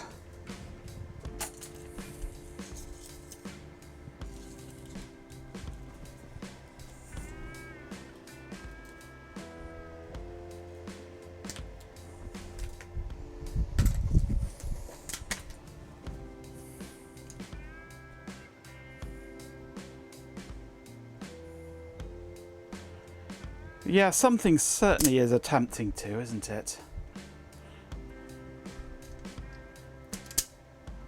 But as I say, for the time being, it's not really an issue because that would only really affect bus collisions with multiple drives. And as we don't have multiple drives,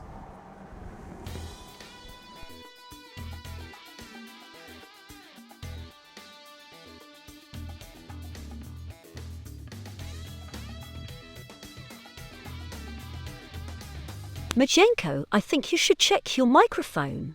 It seems to have died.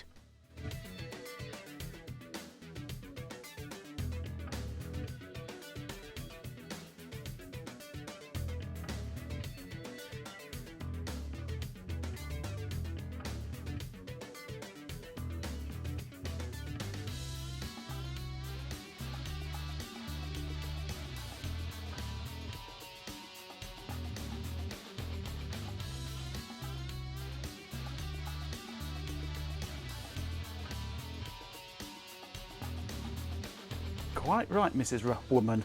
It had died.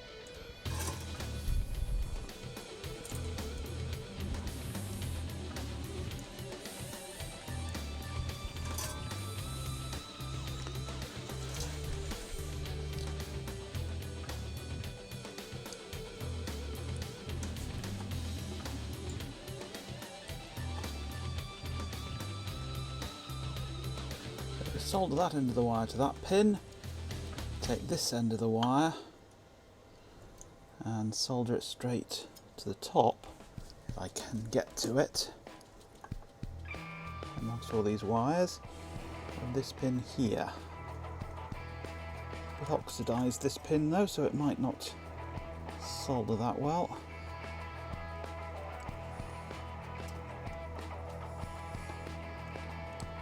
There we go. Right, that should be all we need for that. Now,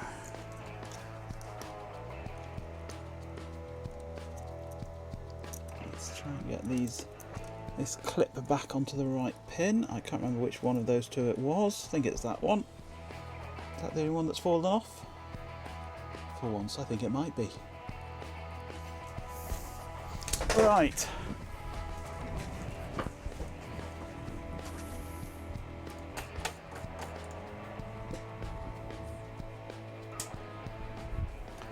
Power on.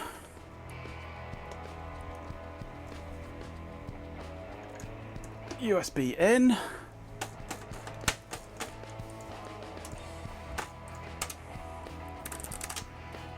RTmFM is running.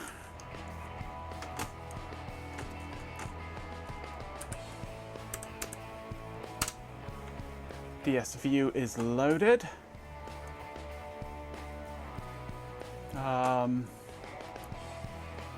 We've lost a load of our things. So let's just turn everything on. falling on decel, start. We've only got 1 second of capture, but that's fine. Actually, I might put that back to 5, start. Right. See what happens, if anything. I am being very wise and ignoring chat, yes. I know what goes on in chat. I know what goes on in chat, believe you me. I get to read it all later on in Discord.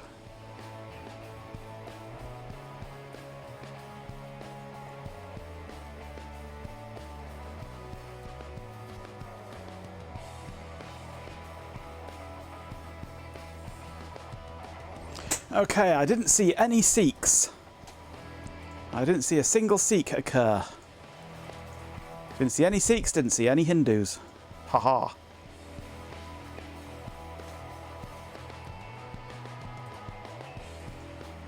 But everything there looks good. That is a good, clean read.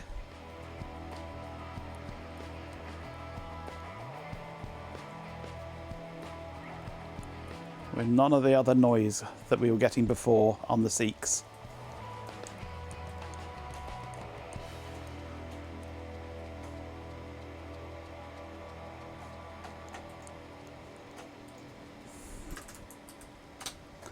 And we are getting 75A0 again still.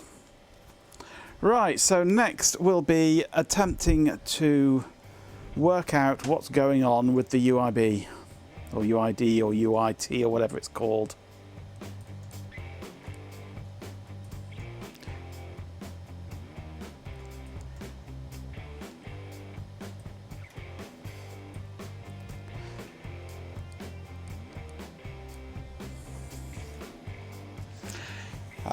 And for that, really, what I need to do actually is check the head connections, because I might be looking at the wrong head.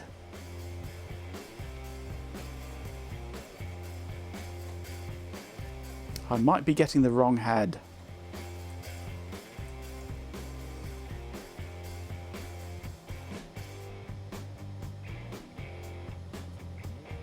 Looking at Cobbs instead of Ben's, yeah. So it might be getting the wrong data for the UIB.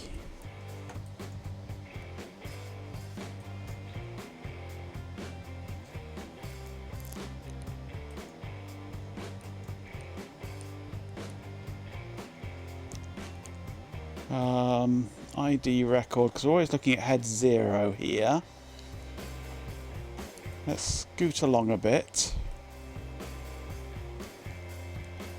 This ID record, head 0.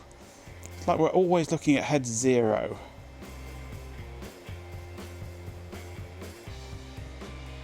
Don't know if we're supposed to be looking at head 0 or what, but we're only returning head 0's data.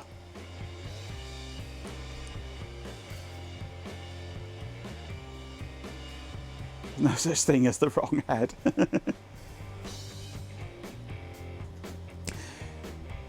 Given a SQLite table with a unique constraint on an order column, can you swap the values in 2 rows in one operation? Probably not, no. I don't know if SQLite would do it or not, but I would probably do that via a temporary table. So do a select into another table. Yes, I'm an idiot. And then You're copy it back in out that inspiration temporary for table. Birth control.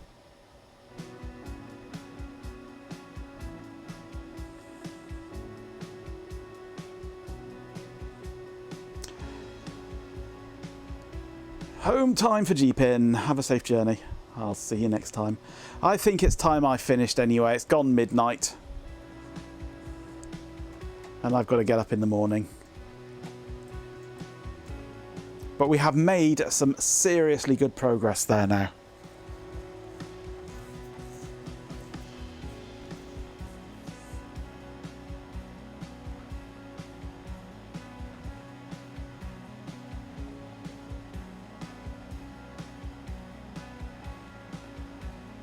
It is the morning here, yes. We have made some really good progress tonight. So I shall put it to bed and we shall pick it up another day. Because I need to go to bed.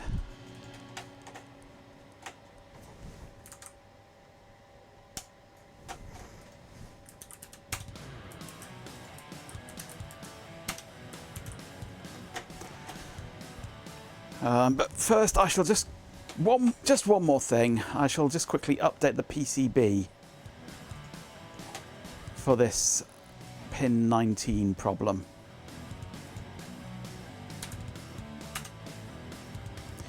Which is just a case of doing that. That was an easy fix.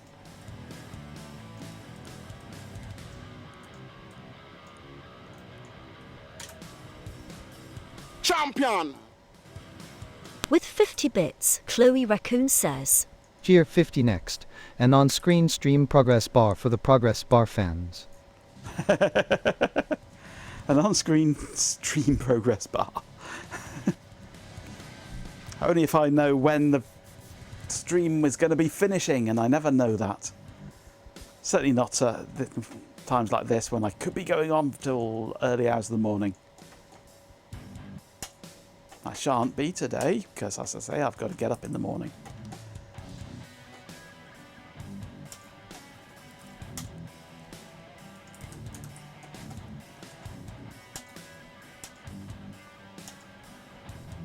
Too many windows open.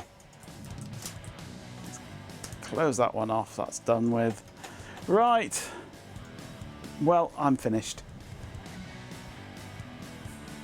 Progress bar of targets and goals. Well, yeah, I mean, I did have progress bars of stream, of general Twitch stream goals, like number of subs and things like that, but we got rid of them. They were too cluttery.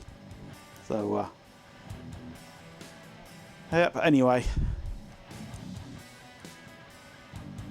Windows style indeterminate progress bar just whirring along at the bottom. Too many tabs, too many windows, making too many problems, yep. My door is open. Yes, because it's been hot. I've got my fan going there. I've got the window open in the bathroom there. I've got my window open here, trying to get some air going through. Because it's just too bloody hot. So, number of double entendres is too hard to implement, yeah. Too hard. So, anyway, thank you for joining me this evening. I'm going to run my outro now. You're with us, are you, Ben, tomorrow? With a bit more rainbow stuff, mate? No, you finished with rainbow, have you? Or have you? Or are you still going to be tinkering with... No, you want to do AutoCAD on there, don't you? On your rainbow?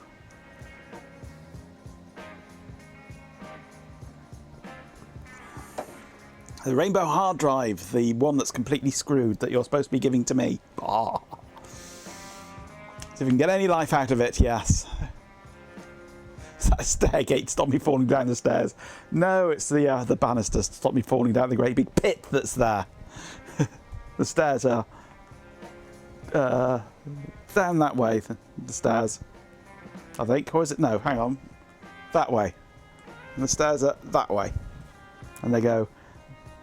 I can't get my finger the right way. Go down like that.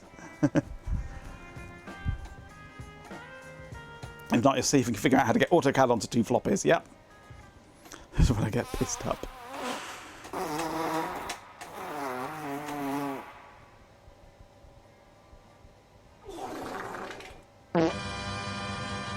Too many farts. You're the fart champion. You've got to be the fart champion, surely. Forgot the random that time, yes. I really want to say, can't get my fingers in the right way. Computer, what happened? I have no idea. Ben let rip, that's what happened. Right, outro time. Thank you very much for joining me this evening. That was a strangely productive stream. We actually have some progress on the RTmFM. The VAC station has actually interrogated it, determined that it's completely crap and gibberish, but it still interrogated it and worked as far as I can tell. So we need to look at why it's getting the wrong data. Maybe the data itself that I have on there is wrong. Maybe how I'm sending the data is wrong. Maybe it's just the data is upside down or something. I don't know. Maybe I've got the positive and negative signals backwards, so everything's coming out upside down, or maybe it's the wrong head. Who knows? Unappreciative tone. Alright everyone, that's it for today's stream of RTmFM in Zoe. Massive thanks to absolutely everyone who popped in to watch chat and hang out. You guys were amazing. A huge shout out to MJ, Go Gadget 360, PC Marcus, Pro Incest Fuzzy, Foot, Goat Master, Moke Helix, Daft Pickle, Darkstar 1337, Dopus, Trade Splatter, Beta Mink, Mika, Stephen Payne, Tire Hoot, Chloe Raccoon, Industrious, and Sir Stews a Lot, Seriously, 7 Farts, You're a Legend, Purple Core, Ras PLPJ B9, Elsan 950, Bampam, Roga Baboto, Swarm of Dead Insects, David Breaks, the Hot Rocks Girl, and a special thanks to Stream Elements for being here. We also want to give a massive thank you to our incredible subscribers, Bampam, Ras PL, Stephen Payne, and Darkstar 1337. You guys are the absolute best. And a huge shout out to Goat Master who donated 4 subscriptions. Thank you so much. Seriously, it was fantastic having you all with us. Don't forget to follow us or mention Twitch / other socials here for updates. Thanks again for watching, and we'll catch you next time. With 50 bits, Chloe Raccoon says, Tier 50 chat watching can be harmful to your health. Indeed it can.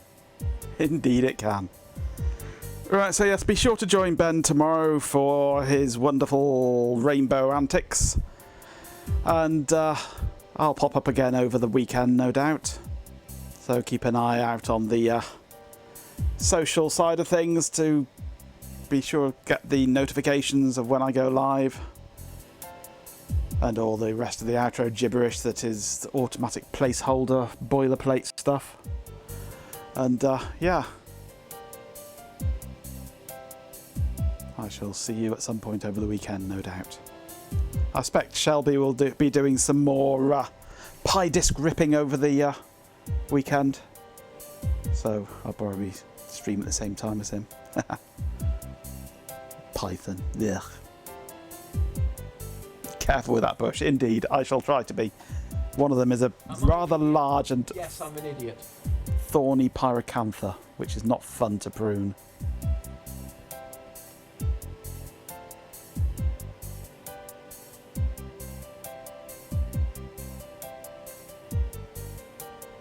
Boilerplate is riveting. Indeed it is.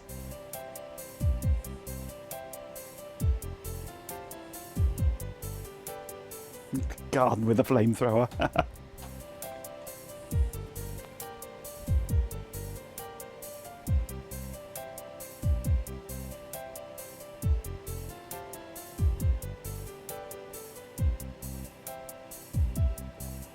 He's been doing the sun today as a light relief after the 8514A video, but I think he realises it doesn't do numbers.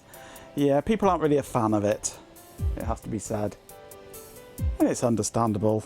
Staring at text in an editor for hour upon hour is not scintillating viewing, really.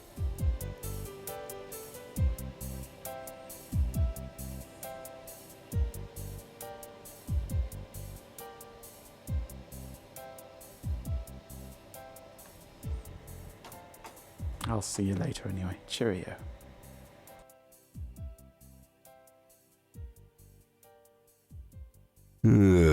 This sucks. Computer, what happened?